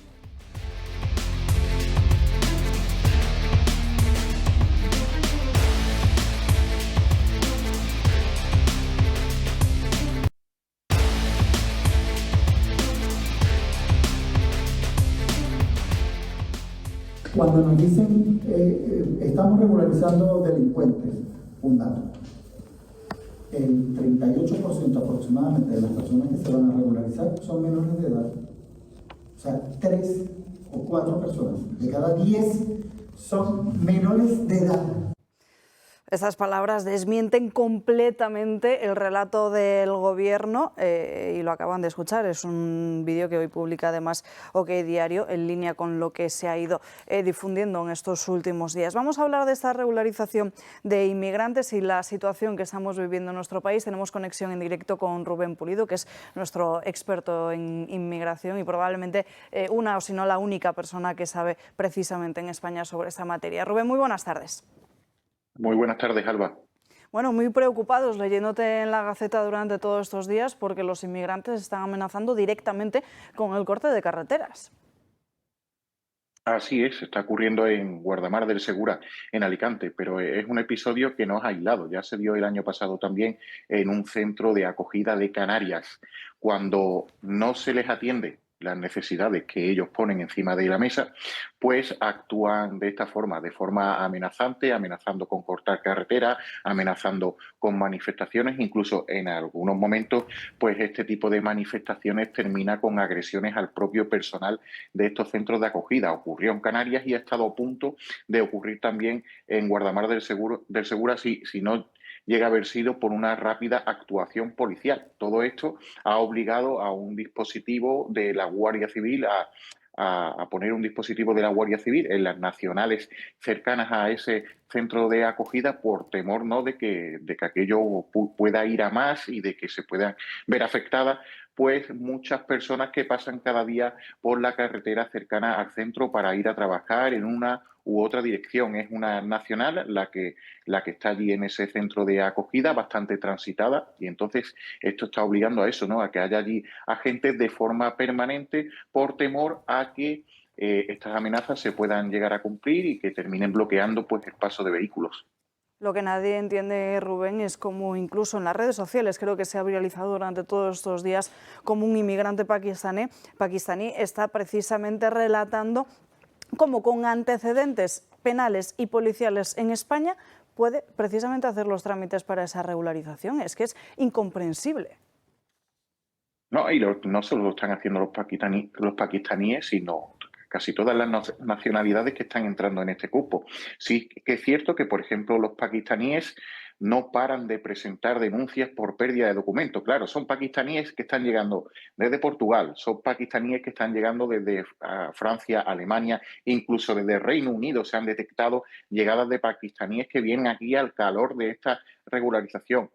Vienen sin ningún tipo de documentos, es decir, cuando cruzan la frontera se deshacen de su documentación, la documentación que pone que la primera entrada, ¿no?, a Europa ha sido por vía aérea, por vía terrestre, a esos países de los cuales están llegando aquí. Presentan una denuncia y presentan una fotocopia de un pasaporte. Pero claro, una fotocopia de un pasaporte sobre el cual no se puede hacer ningún tipo de pericial, no se puede peritar ese documento. Y estamos hablando de pakistaníes, marroquíes y argelinos, que son los que lideran esa denuncia por pérdida de documentación. Y estamos hablando de perfiles, que no todos obviamente, pero que hay un gran grueso dentro de esos perfiles que en estos momentos tienen que estar siendo controlados por las fuerzas y cuerpos de seguridad del Estado, porque se trata de las nacionalidades más partícipes en esas operaciones antiterroristas que se están dando en España. Esto obliga a poner encima de la mesa a más recursos policiales de los que ya se están poniendo en oficinas de extranjería, pues para tratar de controlar quiénes son. Pero mientras se están controlando policialmente, se está admitiendo a trámite su proceso de regularización, es decir, están entrando dentro de esa regularización y posiblemente pues obtengan documentación legal. Al final es todo es una locura para que lo entendamos fácilmente, al menos así lo veo yo, ¿no? Porque siguiendo como estoy indicando la trayectoria de este tipo de perfiles, pues a mí me parece algo muy serio. Bueno, y otra locura es la que precisamente verbalizaba la propia María Jesús Montero en ese debate electoral del lunes, el último de esta campaña electoral, hablando de accidente laboral con ese asesinato a 2 agentes de la Guardia Civil en Huelva. Veamos cuál es la realidad del narcotráfico en nuestro país y enseguida lo comentamos. Rubén. Los guardias civiles que luchan contra el narcotráfico de nuevo se quedan desprotegidos. Los recientes asesinatos de Jerónimo y Germán en Huelva han recordado otro de los episodios negros del narcotráfico en nuestro país, la muerte de 2 guardias civiles en Barbate hace ahora 2 años. Esas muertes parecían comenzar el inicio de una lucha en la que guardias y narcotraficantes no estaban en las mismas condiciones. El Consejo General del Poder Judicial comenzó entonces a elaborar un plan para evitar más asesinatos como estos, pero sin embargo se quedó en un cajón sin terminar.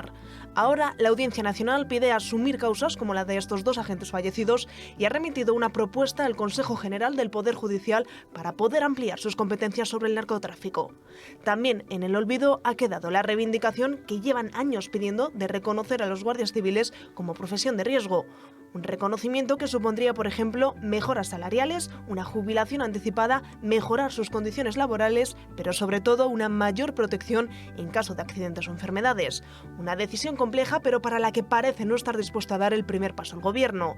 Y mientras la situación de los agentes está cada vez más deteriorada, los narcotraficantes se hacen más fuertes. Son más de 20 las mafias de narcos que actúan en esta zona de Huelva. Teddy, Valentín, Yello, Culimaco o Ferramache son solo algunos de los capos líderes de esta zona del litoral. Ahora, sobre el objetivo, Escorpión, el supuesto líder marroquí que, escondido desde su país, estaría controlando la mayor flota de narcolanchas que operan en nuestra península y en Canarias. La UDICO central de la Policía Nacional llevaría años tras sus pasos, pero sería imposible dar con su paradero al estar fugado en Marruecos. El desánimo de los agentes es cada vez más palpable al contar con menos medios humanos, económicos y materiales que el enemigo a batir, los narcos. Resulta incomprensible también cómo todavía no se ha aprobado esa condición de profesión de riesgo. Sí, totalmente incomprensible. Es que no olvidemos que en la última década han sido asesinados 6 agentes de la Guardia Civil a manos del narcotráfico.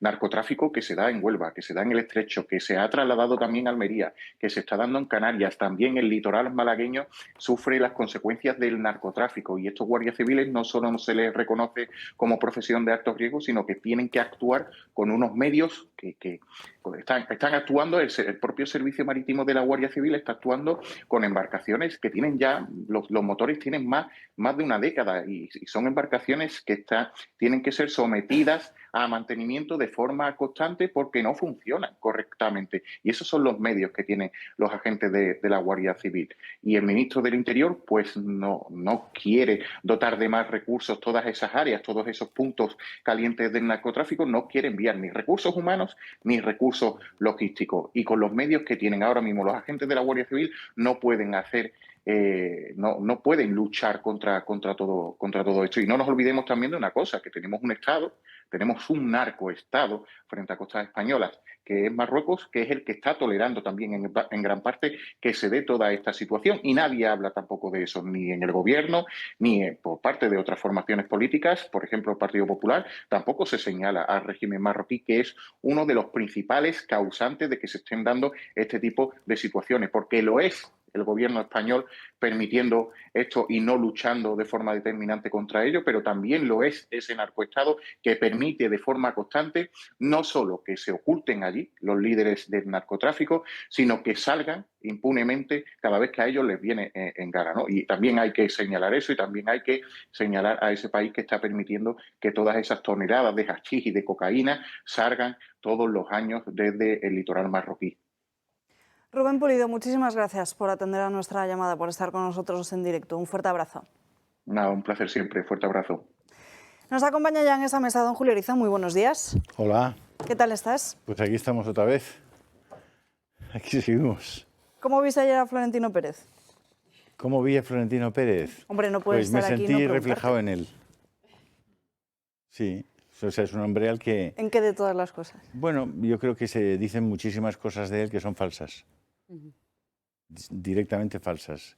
Y además hay ese mundo de la venta de periódicos y de la venta de información entra habitualmente en una espiral de injuria. ¿Por qué? Porque cuanto más injurias, como los programas de salsa rosa de muchas televisiones, ¿no? Cuantas más barbaridades dices sobre alguien, más audiencia tienes. Entonces eso retroalimenta una espiral de la calumnia y de la injuria. Y eso pasa mucho en el mundo del deporte y en el periodismo deportivo. Entonces hay un momento en que uno, cuando tiene una cierta edad, ya no sale diciendo, bueno, en realidad yo quiero aclarar que... No sé, dice, me cago en tu madre. Ya. Entonces ayer Florentino, ya un poquito cansado ya de todo esto, es un hombre que, bueno, le podrás decir de él lo que quieres, porque claro, puedes decir de cualquier persona lo que quieras porque hablar es gratis. Hacer es otra cosa, y él ha hecho un equipo que ha ganado 15 ligas de Europa, o sea, 15 Champions, no con él las 15, pero es verdad que ha ganado, me parece que son 6. Es decir, ha hecho 7. Ya, pero te digo, es decir, que es un hombre que yo creo que ha hecho del Real Madrid el primer equipo del mundo, hoy es reconocido como el mejor equipo del mundo, entonces seas del Madrid, del Atlético, no se lo reconozco yo, se lo reconoce la FIFA, se lo reconoce el mundo del fútbol. Entonces, chico, ¿que ha cometido errores? Seguro. ¿Hay alguno de ustedes que no haya cometido errores? Que levante la mano. No, vale. Esto es lo que hay. Es decir, cuando ya te encuentras enfrente de una pared de gente que por otros intereses, que al final son muy sencillos, o subir en la escala del periódico como periodista, o simplemente como editor ganar más dinero, porque diciendo más burradas y más tonterías y metiendo mierda en los temas, vendes más ejemplares, pues tienes que salir y decir, oye, no, mira, hasta aquí hemos llegado. Ya está. Es decir, que hay gente a la que no le guste que haga eso, pues que se jodan, porque los demás hacen y dicen lo que les da la gana todos los días. Ya está. Él también tendrá derecho a hacerlo, ¿no? Sí, pero es que eso pasa aquí y pasa allí, te digo. No, pero te digo, José María, que me ha preguntado... Sí, pero la gran desgracia del Madrid es que en Madrid hay 2 periódicos que solo viven del Madrid. Y la gran desgracia de Barcelona es que hay 2 periódicos que solo viven del Barça. Claro. Con lo cual, si no pasa nada, hay que imaginar que pase algo. Y eso es continuo, porque viven de eso los dos de ahí. Entonces, ¿qué me pareció? Pues en esta casa vamos a poner la rueda de prensa de Florentino Pérez íntegra. El sábado a las 7 en punto de la tarde. Para que la gente pues lo vea. Habrá gente que dirá, joder, es que has dicho unas cosas y tal. No, chico. El problema es que se repite 20 veces. La gente que esté en su casa y que vea eso, que se ponga en el pellejo de alguien y que coja el dossier de prensa de lo que le han dicho a Florentino en los últimos mes y medio. Lo coja y lo lea. Y piense que él es Florentino. A ver qué rueda de prensa haría. Ya está. Es bastante sencillo. Es que ponerse en el lugar del otro suele ser bastante difícil. En fin, Julio, ¿qué estás contando en tu canal de Telegram? Muchas cosas. Estos días he tenido la mala noticia y la mala experiencia de perder a mi hermana y han sido días enormemente tristes. Entonces me he desconectado bastante de la actualidad y la veo con una perspectiva diferente. Lo reconozco. Así que no he puesto mucho esfuerzo en el Telegram porque mi cabeza estaba ahí y en cierto modo sigue estando en otra cosa. Pero bueno, lo comparto con nuestros espectadores porque ella ha tenido una muerte muy reconfortante, muy reconfortada, con todos los sacramentos recibidos, muy en paz, y estoy muy satisfecho de eso, muy contento. Y todo el cariño que te hemos intentado transmitir de todo el equipo de esta casa. Lo habéis hecho, lo habéis hecho. Así que gracias a todos. Preparado para dar caña en los próximos días y sobre todo en esta recta final de campaña electoral de las andaluzas. Hablábamos antes de la cuestión del narcotráfico, vemos también cómo María Jesús Montero metía la pata, incluso hablando de accidente laboral, aunque en el día de ayer quiso rectificar. Eso sí, hay pánico, lo decíamos al inicio de este programa, Arturo, no sé cómo lo ves tú, hay pánico a que la propia María Jesús Montero quede por debajo de los 28 escaños. Bueno, yo creo que esto ha sido un punto de inflexión en la campaña electoral, es decir, ellos mismos lo reconocen, ¿no? Internamente. Esto nos da la puntilla, es una expresión que marca la campaña, es decir, es una expresión que ha indignado a todo el mundo, ¿no? Ha indignado a todo el mundo, porque unos servidores del Estado, gente que con un espíritu de servicio absolutamente encomiable, que se juegan la vida frente a prácticamente delincuentes con unas armas sofisticadas y con unos medios muy superiores a los que tiene la Guardia Civil. Después de que el ministro del Interior, que no haya aparecido en las exequias porque es un cobarde y estaba allí en el plató de los efectos especiales y de los grandes buzos en Canarias, ¿no? Y no al lado de, como debería estar, del Instituto Armado, de las familias de sus compañeros, al revés. Es decir, que además fue una decisión meditada y política, porque esta gente solamente está, como repetimos aquí, para la propaganda, para la mentira y para las narraciones épicas. No están para estar al lado de la gente que sufre y que sirve al Estado. Entonces, todo esto ha conmovido a la sociedad. ¿Cómo puedes decir que hay, decía Cayetana, me parece, o también he leído a Camacho y tal, cómo puedes decir un accidente laboral es que te has caído de un andamio? ¿Pero qué andamio? Se ha caído, la que se va a caer del andamio el domingo va a ser María Jesús Montero. O sea, lo que no puedes es decir en un tema absolutamente tan execrable de que unos delincuentes han matado a 2 guardias civiles que honraban con su trabajo al Estado, servidores públicos que lo que estaban haciendo es mantener nuestra seguridad o velar por nuestra seguridad. Es decir, que tener esa expresión es incalificable. Y volviendo, no sé si queréis que hablemos de Andalucía o este es otro punto. Yo, Arturo, si me permites una cosa, en ese tema, es decir, es que no me creo nada. España es el primer consumidor de cocaína en Europa y uno de los 5 mayores consumidores de cocaína del mundo. Y la mayor puerta es esta, el ¿Vale? estrecho. Entonces, en cierto modo, empieza a ser un micronarcoestado. Es decir, si no acaban... La agencia tributaria te mide cuánto te has comprado las gafas, Arturo. Ya. ¿Cuánto has pagado por las gafas? Ya. ¿Cómo es posible que pasen por España cantidades de cocaína que están valoradas, según he podido ver yo, entre 30.000 y 50.000 millones de euros, lo que pasa de cocaína en España, y no se pueda parar? O sea, ¿cómo es posible que se conciba que unos guardias civiles tengan un equipamiento peor que el de las propias redes de mafiosos y de narcotraficantes? ¿Cómo es posible que la Guardia Civil tenga prohibido echar una red a las lanchas de los narcotraficantes, que sería lo suficiente para poder pararles el motor? Eso lo tienen prohibido. Disparar al motor, no pueden. No pueden. O sea, ¿cómo es posible? ¿Qué razón hay para que eso sea así? ¿Qué razón hay para que los narcotraficantes se muevan en España como pez en el agua? O sea, ¿de verdad nos creemos que es que no podemos combatir? Cuando ya el sur de España en muchas poblaciones se ha convertido en un lugar controlado por los narcotraficantes. ¿A qué esperamos? ¿A que vaya subiendo y lleguemos hasta Toledo y al final llegue a Madrid y al final tengamos la camorra, la endrangueta y la mafia?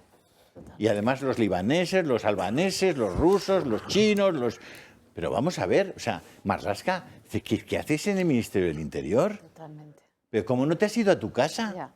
Pero ¿cómo no hay un gobierno? ¿Qué tiene el gobierno con los narcos? ¿Qué le pasa? ¿Que le pasa lo mismo que a Sheinbaum en México? Ya. ¿Les pasa que resulta que no sabemos bien? Porque os recuerdo que ha habido un policía en España al que le encontraron ¿cuántos cientos de millones entre paredes en su casa? 150. 150. Y uno en Valencia, en el puerto de Valencia, al que le encontraron, ¿cuántos millones? O sea, es decir, ¿qué está pasando? O sea, ¿qué está pasando? Es decir, como no cogemos a todos los que están en la lucha antidrogas y los cambiamos cada 3 meses, dejando a alguien que conozca la historia del asunto y pueda rápidamente entrenar a los nuevos, pero no podemos permitir. Mueven tanto dinero que pueden comprarlo todo y los políticos lo saben. Con dinero lo puedes comprar todo, especialmente a los políticos. Entonces, por favor, o sea, es que esto no es... O sea, que nos estén contando que el tabaco mata, pero hijos de la gran chingada. ¿Cómo que el tabaco mata? ¿Que lo estáis vendiendo en los estancos? Ese sí es un ingreso para el Estado, ¿no? Pero el otro pasa... ¿Para quién es el ingreso? Estamos permitiendo que nuestros jóvenes tengan un consumo en hombres me parece que era un 4% y en mujeres un 1,5% de chicos y de jóvenes que consumen cocaína. ¿Sabéis cómo se les queda el cerebro? Como una alpargata. Como si se lo hubieran comido los ratones. ¿Sabes los problemas psíquicos, mentales, de todo tipo de alteraciones psiquiátricas que produce el consumo de cocaína? ¿Dónde están las campañas para explicarles a la gente eso? Es que es todo así. Si vengo un poco... Sí, no, pero es que además lo que dices es que... Es todo mentira. No está mal, que vengas así. Alguien tiene que coger el gobierno y decir, vamos a acabar con la droga. Irse a vivir a un chalet blindado y tener 500 guardias alrededor, porque seguramente lo intentarán matar. Y si no te intentan matar... Vas mal. ¿Qué está pasando? Pero ayer decíamos que ahí hay Arturo. dos cosas, ¿eh? Sí. Voluntad política y medios. Y voluntad política no hay. Pero hay una cosa... Entonces, ¿cómo va a haber medios si no hay voluntad política? De lo que ha dicho Julio hay una cosa evidente, es decir, el 40% de la cocaína que entra en Europa llega a través de Cádiz y Huelva, es decir, por ahí es donde se está produciendo la gran... Pero es todo un negocio, es decir, vamos a ver, empieza con el petaqueo. El petaqueo es que llenar las garrafas en autoservicios y entonces ese es un negocio y te pagan los traficantes X porque tú vayas rellenando garrafas que luego se llevan porque tienen que repostar a bordo a mitad del mar. A mitad del mar. Y eso está a 250 euros la garrafa. Que luego está el negocio del que lleva la lancha, que cobra 10.000 euros por viaje. Y para el patrón de la embarcación la cifra llega a los 45.000 euros. Los que llevan los fardos de la que trasladan los fardos de la embarcación de un lado para otro, que se llaman alijadores, entre 1.500 y 3.000 euros. Y los conductores que llevan la droga que directamente a los chalés o a las casas de campo, a las naves industriales, cobran 25.000 euros. Esto solamente para el hashish. Es decir, para la cocaína estos precios se multiplican por 10. Claro, hay mucha gente que está viviendo de este negocio. Los avisadores. Los avisadores, sí. Hay policía cerca. Vamos al otro lado de la mesa, Alejandra, porque desde luego también es importante lo que decía Julio desde el punto de vista de la relación de los jóvenes con las drogas. Yo decir un par de cosas. Lo primero, a título personal, que el sábado que colgué en redes sociales pues un pequeño comentario para simpatizar con el asesinato, porque no tiene otro nombre, de los guardias civiles, al minuto recibí varios WhatsApps de gente de Asturias hablando de, es que vamos a ver, es un accidente laboral. O sea, que hay una mentalidad en este país, es así. Vivimos en un país donde todavía estamos en blanco y negro, es decir, es que mirar a la Guardia Civil en este país todavía sigue siendo un tabú y hay mucha gente que sigue teniendo la mentalidad que representa pues una Mónica García o un Marlaska, que son mentalidades más allá de, sectarias completamente, y eso todavía está en el fondo de lo más, no en el fondo de la profundidad, en lo más superficial de nuestros armarios, y mucha gente sigue pensando así. Entonces es la normalización de esa ceguera. Número 2, yo he vivido, y no sé si es tanto a la cocaína o antiguamente era hachís, pero yo he vivido muy cerca en el campo de Gibraltar. Allí, lo que decía ahora Julio, está completamente normalizado. Es así, y todas las profesiones que está diciendo ahora mismo Arturo es una realidad. Ya. O sea, normalizado. Tú tienes allí, la gente sabe quién es cada uno, saben los actores y evidentemente todo el mundo está comprado. Entonces, bueno, aquí lo que estamos permitiendo es que, como bien indicaba Julio, es que siga subiendo y llegará, pues no sé a dónde. Y luego, evidentemente, pues ¿dónde están las campañas de concienciación y de salud? Porque la realidad es que el consumo de cocaína es altísimo en este país, y no solamente de jóvenes. Gente que por la mañana se toma X con el café y que va a trabajar. Esto no es la primera vez que lo escuchamos o que lo sabemos. Así que, bueno, una falta total de ética y de moralidad por parte del Gobierno, entre otras cosas, porque a mí ver los abucheos esta mañana, no sé si lo habéis visto, cuando ha estado Marlaska, que le han estado gritando literalmente, pues es que no me extraña nada, porque la gente está completamente harta. Y, por cierto, un mensaje, ya termino, a esa imagen de la mujer, ¿no?, de la Guardia Civil portándome, me conmovió completamente esa imagen, me parece brutal. Es solamente un dato, es interesante saber cuántos capos del narcotráfico han sido detenidos en España y cuántos siguen en prisión una semana, un mes o 2 meses después. Y os puede sorprender la idea de que no hay ni uno. Ninguno. Bueno, vamos ya con la cuestión de las andaluzas, pero antes, Ignacio, sobre... Claro, por supuesto. A mí me parece intolerable, inadmisible la actitud del Gobierno y del Ministro del Interior hacia la Guardia Civil. Totalmente. O sea, es algo imperdonable. Es decir, los guardias civiles que están luchando precisamente contra los delincuentes, contra los narcos, te dicen, desde hace ya mucho tiempo, que no tienen medios humanos, que no tienen medios materiales, que ellos no pueden incluso defenderse, es decir, no pueden hacer un uso de la legítima defensa ante unos narcos, medios legales. No, y por supuesto también los medios legales. Es decir, oye, si tenemos que disparar, pues eso. ¿Qué pasa con nosotros? Eso se quejan más de eso que del otro, ¿eh? Se quejan más de eso que del otro. Y también lo están diciendo los jueces y fiscales. Y no se les está haciendo ni caso. Como muy bien decía Julio, ¿qué pasa este gobierno con los narcos? ¿Qué tienen? Además, sus relaciones internacionales. Si otro día tuvieron una cumbre en Barcelona y había narcotraficantes también ahí. Sí, jefes de Estado. Estoy pensando, por ejemplo, en Colombia, Gustavo Petro. Es decir, es una cuestión, esto que clama al cielo.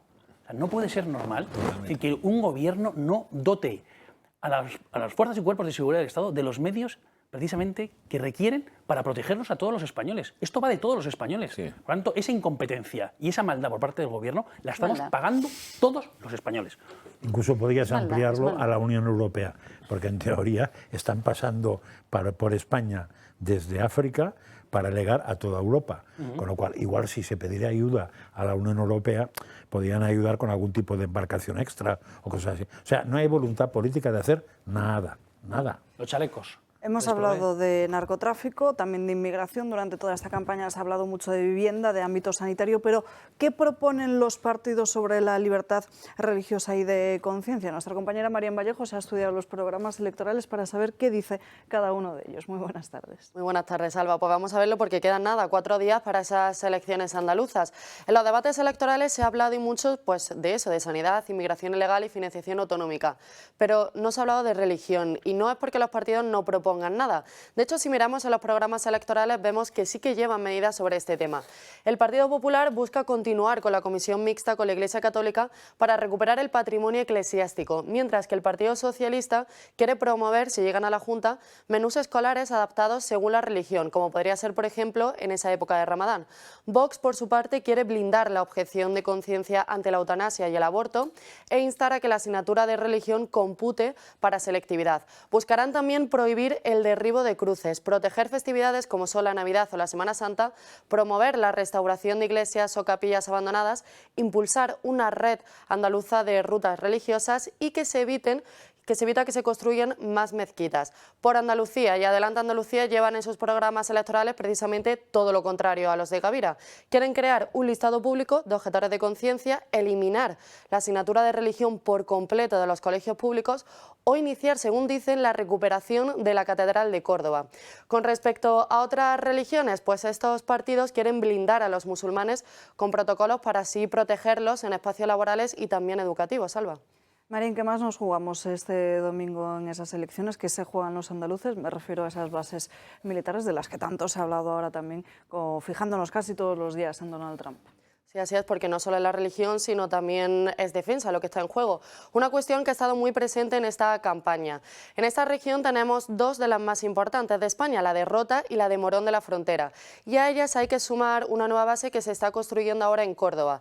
El Partido Popular plantea reforzar estas bases con más formación, industria estratégica y defensa. El PSOE, aunque su programa electoral habla la verdad que muy poco de esto, propone utilizar esos fondos europeos como motor de transformación económica en estas zonas.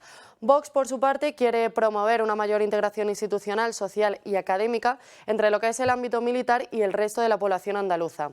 ¿Qué dicen los partidos con esa tendencia más separatista? Pues por Andalucía y Adelante Andalucía buscan directamente su cierre, porque aseguran que Andalucía no es la frontera sur militarizada de Europa, Alba.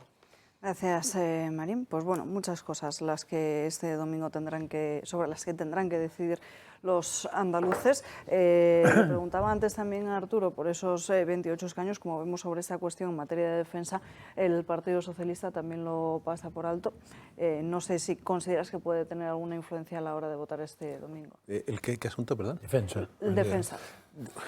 Bueno, vamos a ver, o sea, yo creo que más que defensa, vamos a ver, el presupuesto de defensa este año, en el año 2025, ha superado con creces la inversión en defensa, porque no hay presupuestos, ha sido 34.000 millones de euros, más del 2% del PIB. Y sin embargo a la subida de salarios a las fuerzas de seguridad del Estado realmente no ha ido prácticamente nada, es absolutamente irrelevante, ¿no? Y considero que esta gente además que está en puestos tan peligrosos y que están protegiendo nuestras fronteras de los delincuentes, y que están intentando parar una plaga que se está extendiendo por zonas o áreas importantísimas de Andalucía, como es la droga, pues deberían tener un reconocimiento evidentemente especial desde el punto de vista salarial y, por supuesto, también de los recursos materiales para combatir eficazmente pues a los narcotraficantes, ¿no? Volviendo a las elecciones, lo que sí me parece que es importante, y dejando un poco aparcado el tema ideológico, sí que conviene saber antes de ir a votar pues algunas cosas. Por ejemplo, el censo electoral suben 170.958 personas en relación al del 2022.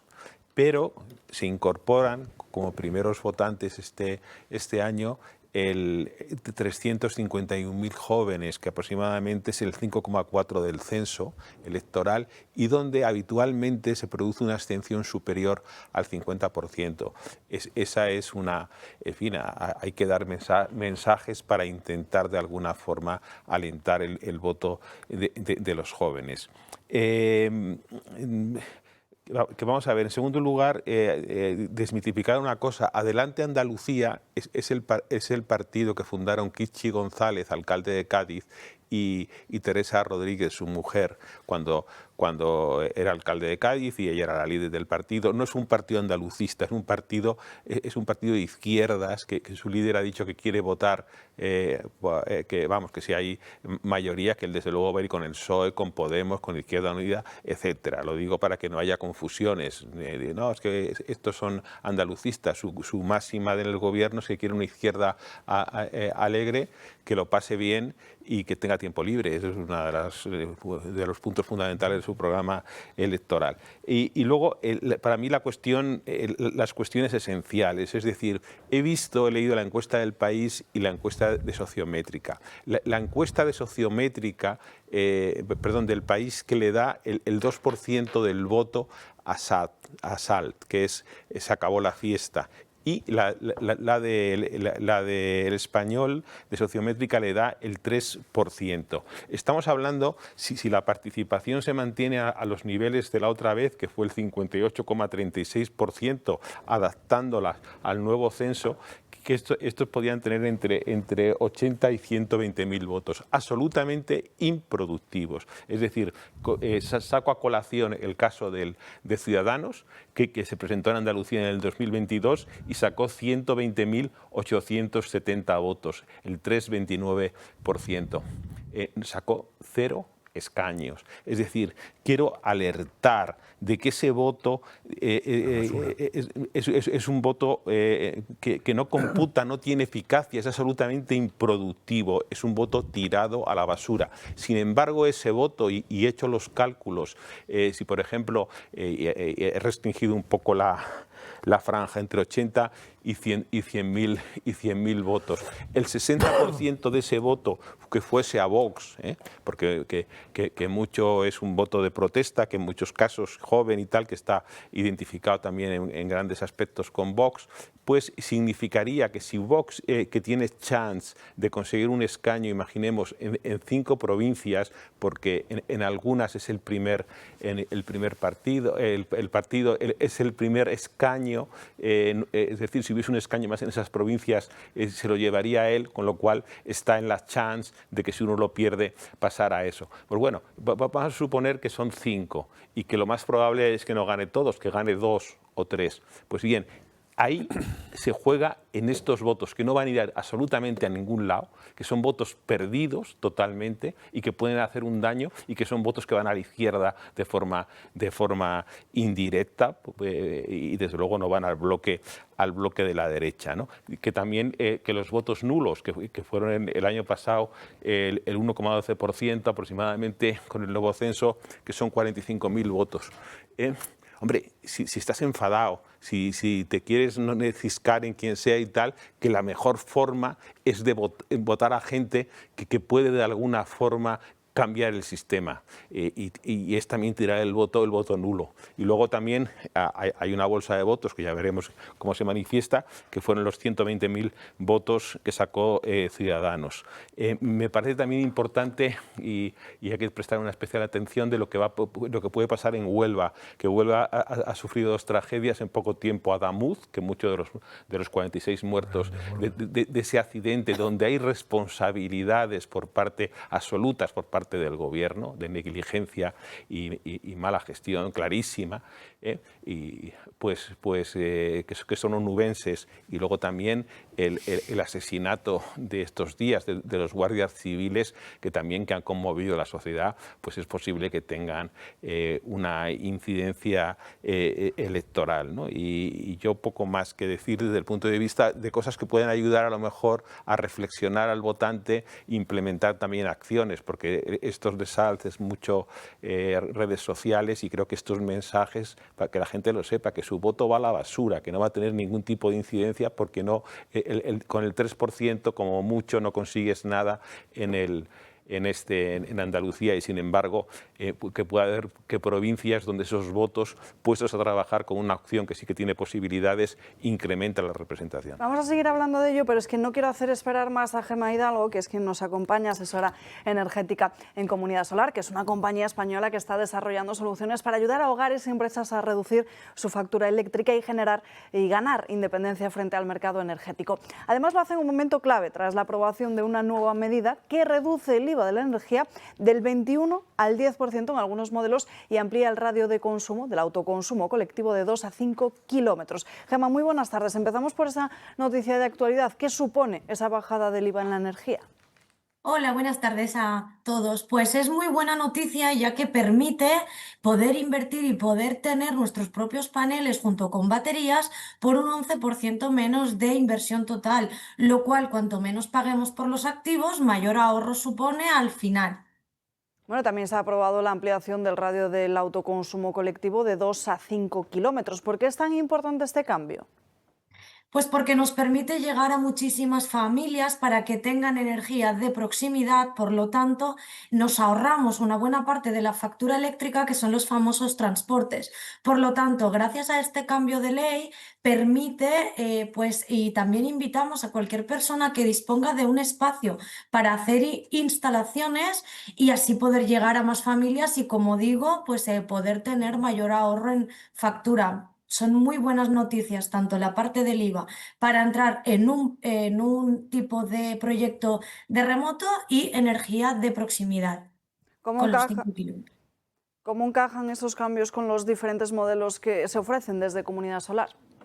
Pues para quien pueda llegar a tener una energía menos de 5 kilómetros, es el mejor sistema de autoconsumo y para quien no disponga todavía, pero llegaremos en algún momento seguro, tenemos los parques que están en Murcia con un 11% menos de inversión para llegar a todas las familias. ¿Qué le dirías a alguien que está viendo esta entrevista y que quiere empezar a ahorrar en su factura energética? Que llamen al teléfono que está en pantalla, que los asesores estaremos encantados de poder ayudar y ofrecer un estudio detallado, y que aprovechen este momento porque la verdad que es fantástico. Y ya nos quedan muy poquitas plazas, así que invitamos a todo el mundo que se informe. Pues Gemma, muchísimas gracias por estar con nosotros en directo, que llamen cuanto antes. Gracias, buenas tardes. Nos vamos ya a la última pausa de publicidad del día de hoy y enseguida volvemos.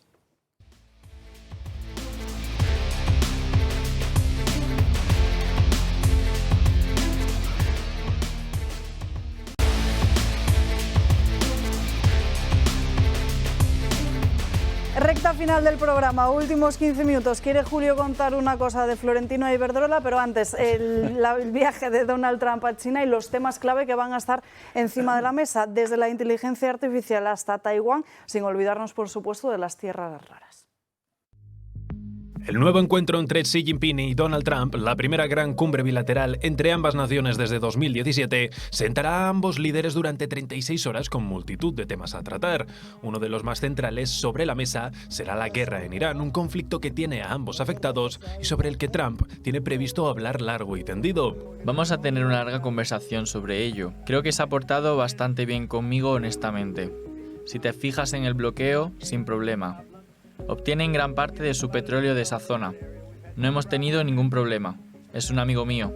Es alguien con quien nos llevamos bien. En materia de conflictos internacionales tienen sus propias problemáticas y donde además están los dos involucrados. Así, en Irán, el actual polvorín en Oriente Próximo mantiene a Trump y a Jinping unidos hasta cierto punto en materia de cerrar el conflicto, porque para uno es una guerra que cada vez es más de desgaste y por otro lado la inestabilidad de la nación persa afecta a la economía china y a las importaciones, especialmente del petróleo iraní para su industria. Taiwán es la otra cara de la moneda. Los americanos han tenido idas y venidas en su apoyo con entregas de material de defensa, pero también con aranceles por la supuesta falta de cooperación de Taiwán, un territorio que para China sigue siendo un tema capital irrenunciable y una prioridad en las conversaciones. En materia comercial, ambos tienen presiones. Trump mantiene los aranceles y vetos comerciales y buscará presionar para que el gigante asiático aumente y recupere las compras de productos estadounidenses, mientras China, que mantiene la limitación de extracción de tierras raras para la industria americana, buscará que la estabilidad comercial mundial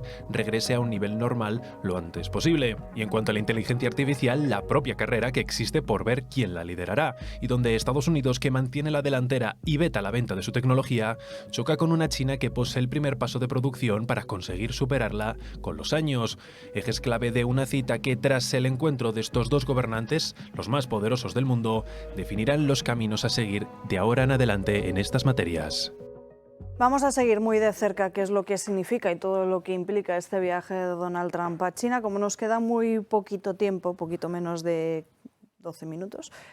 Julio, ¿qué querías decir de la... No, estamos comentando lo de Florentino y... Durante la publicidad. Y simplemente, es decir, ahí hay una...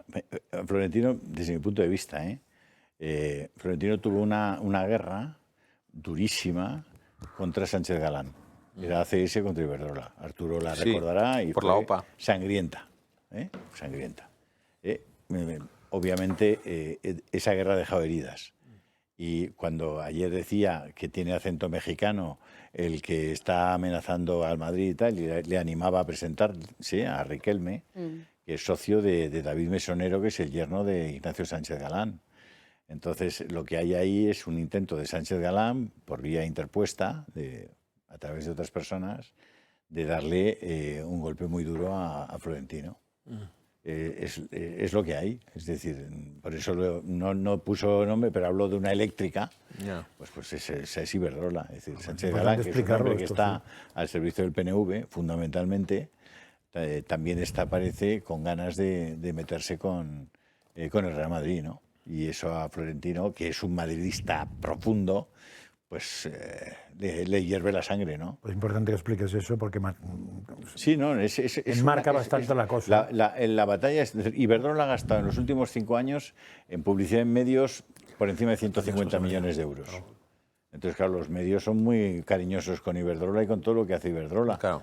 Entonces, Florentino dice, hombre, no me vengáis los medios que estáis al servicio de unos señores que te han pagado un montón de millones de euros, no me vengáis a decir lo que hay, ¿no? Es decir, por poner las cosas, todo el mundo tiene derecho a hacerlo, ¿eh? Iberdrola a pagar publicidad, los medios a poner tal, a defender a Iberdrola y a defender a Sánchez Galán. No hay nada ilegal ni ilegítimo. Pero sí que hay que ponerlo sobre la mesa para que la gente lo sepa. O sea, que por qué opinan de determinada manera o van contra determinadas personas. Se trata de Iberdrola y toda su potencia, pues una de las grandes compañías españolas, contra Florentino Pérez y una de las grandes compañías españolas que es ACS, ¿no? ACS, que es la empresa que más sube en el IBEX 35 este año, sube el 60% y tiene una cartera de pedidos de 100.000 millones de euros. Es impresionante lo que ha hecho también Florentino con ACS, ¿no? Claro, es que entonces dices, oye, por lo menos que se sepa que los medios han estado regados por más de 150 millones de euros por Iberdrola. Entonces, y luego, si queréis, oye, pues se hace la lista de qué medios han recibido el dinero de Iberdrola y cuando lo veáis, pues veréis por qué determinados medios, pues ayer fueron directamente referenciados por Florentino. Últimos minutos, abrimos espacio ahora para el Club de Amigos.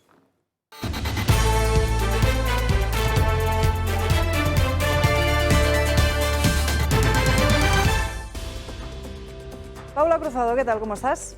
Pues muy bien, mira, contenta de ver a don Julio ya de nuevo por aquí, que le echábamos mucho de menos desde... No me lo creo, pero vale. Sí, además he de decir que, bueno, pues en el Club de Amigos una de las más incondicionales era María, que asistía a todos nuestros eventos que hacíamos fuera.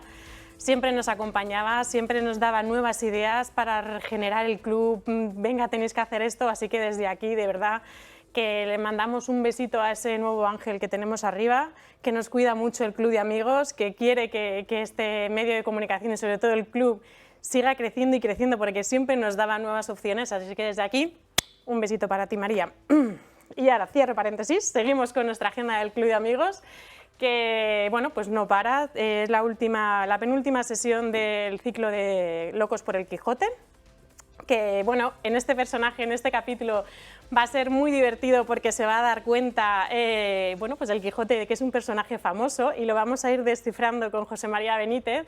He de decir que la gente del curso sale riéndose a carcajadas. Yo no me he dado cuenta de que el Quijote era tan divertido hasta que hemos hecho este ciclo. La gente está deseosa de que volvamos a hacer más porque es cierto que ha dado para poquito, eran poquitas sesiones, pero que no se preocupen, que de verdad que el próximo miércoles día 20 finalizará, pero haremos más. O sea que por ese lado, gracias a todos los que nos han seguido y han asistido al ciclo.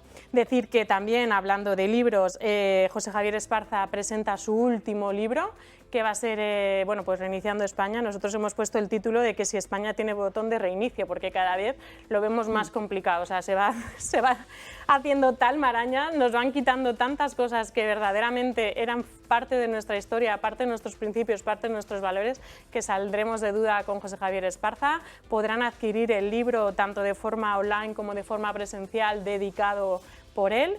Ya lo pueden hacer a través de nuestro teléfono, a través del enlace que tenemos.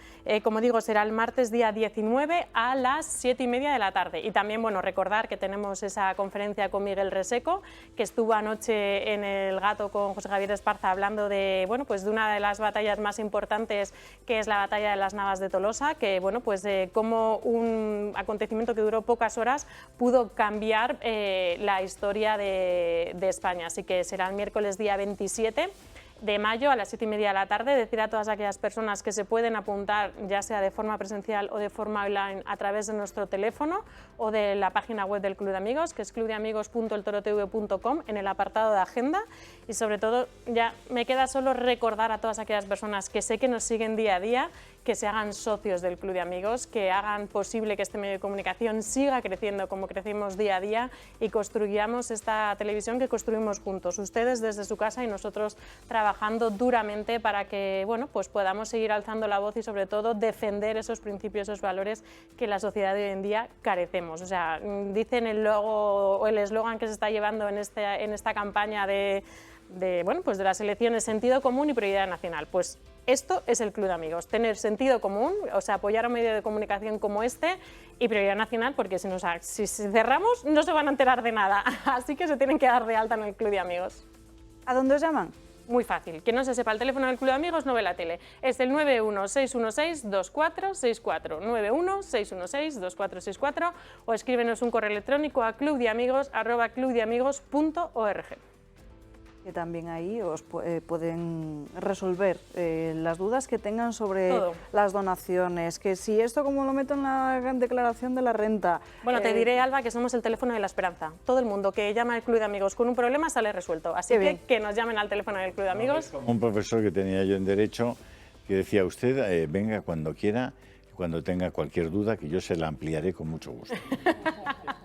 No, nosotros se la resolvemos en un pistas y si necesitamos ayuda siempre contamos con un montón de, pues por ejemplo, con lo que tú decías de las donaciones o por ejemplo también nos llama mucha gente de las testamentarias y herencias, pues contamos con Miguel, con Durán y Durán para que nos ayuden en estos temas o con gente que verdaderamente a todo le damos solución, Alba.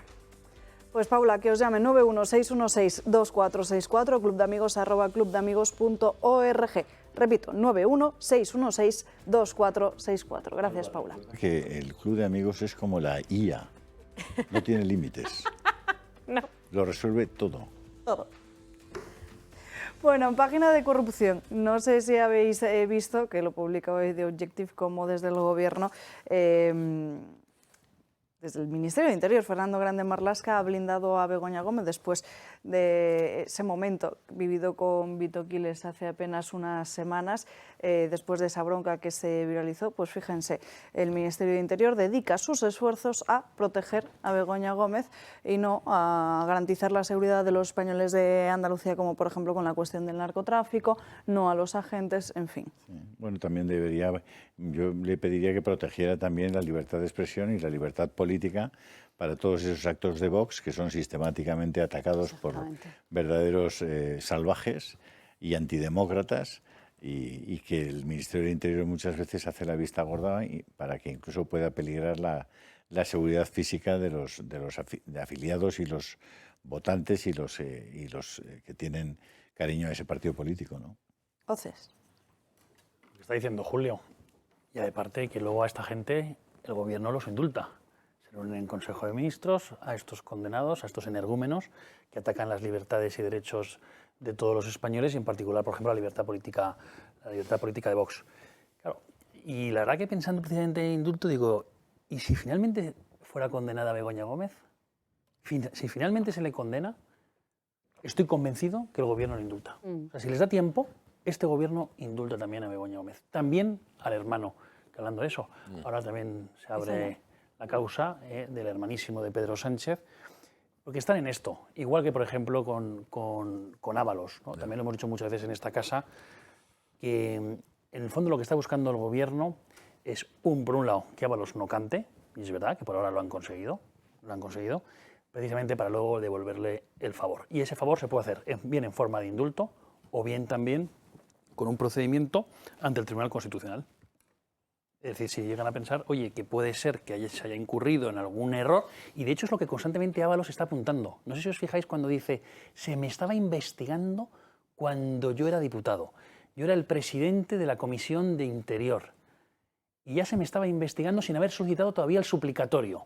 Él está intentando apuntar en esa dirección para que luego un Tribunal Constitucional designado directamente por los partidos políticos, PP y PSOE, le pueda dar de la gracia, como ya por ejemplo hizo también con el caso de los ERES en Andalucía. En fin, Alejandra, Bueno, yo creo que estamos ante un plan orquestado de una sucesión de golpes, ¿no? Golpes, ahora estamos asistiendo al golpe demográfico con el reemplazo, ¿no?, de lo que somos. Hemos asistido al golpe de, pues no sé, territorial, con toda esa transformación territorial a la que vemos y que evidentemente genera ciudadanos de primera y de segunda. Asistimos al golpe institucional porque si lo condenamos no pasa nada, porque lo llevamos a Évole, le contamos ahí una historia y lo sacamos luego por el otro lado, o sea que anchas Castilla y esta es la situación en la que nos encontramos. ¿Y eso qué lleva? Pues un desgaste total de la confianza en las instituciones.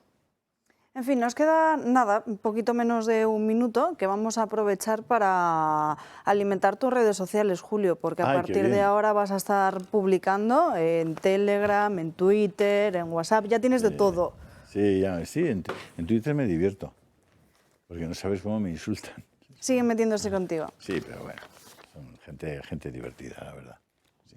No, así es un poco como los que gritan en el fútbol, no les dejan gritar en casa. Y se van ahí a chillar. Es la gente que luego tiene una vida un poquito así limitada y constreñida por otras cosas, pues se desata en Twitter. Y yo por eso les comprendo. ¿Porque te desatas en Twitter? Yo no me desato, porque yo soy muy libre y digo, las veces pienso, procuro no insultar y las digo. Pero hay mucha gente que es que vive del insulto y se queda a gusto. Que se vayan a tus redes sociales, desde el canal de Telegram hasta el de X, ¿Cómo es la por de supuesto. Twitter? X, no sé cómo. X. ¿Cómo se llama? @Julio_Ariza el Toro sí. /TV. Vale. No hay tiempo para más, señores. Gracias a todos por acompañarnos. Gracias a todos ustedes. Que pasen un feliz miércoles. Hasta mañana. Adiós.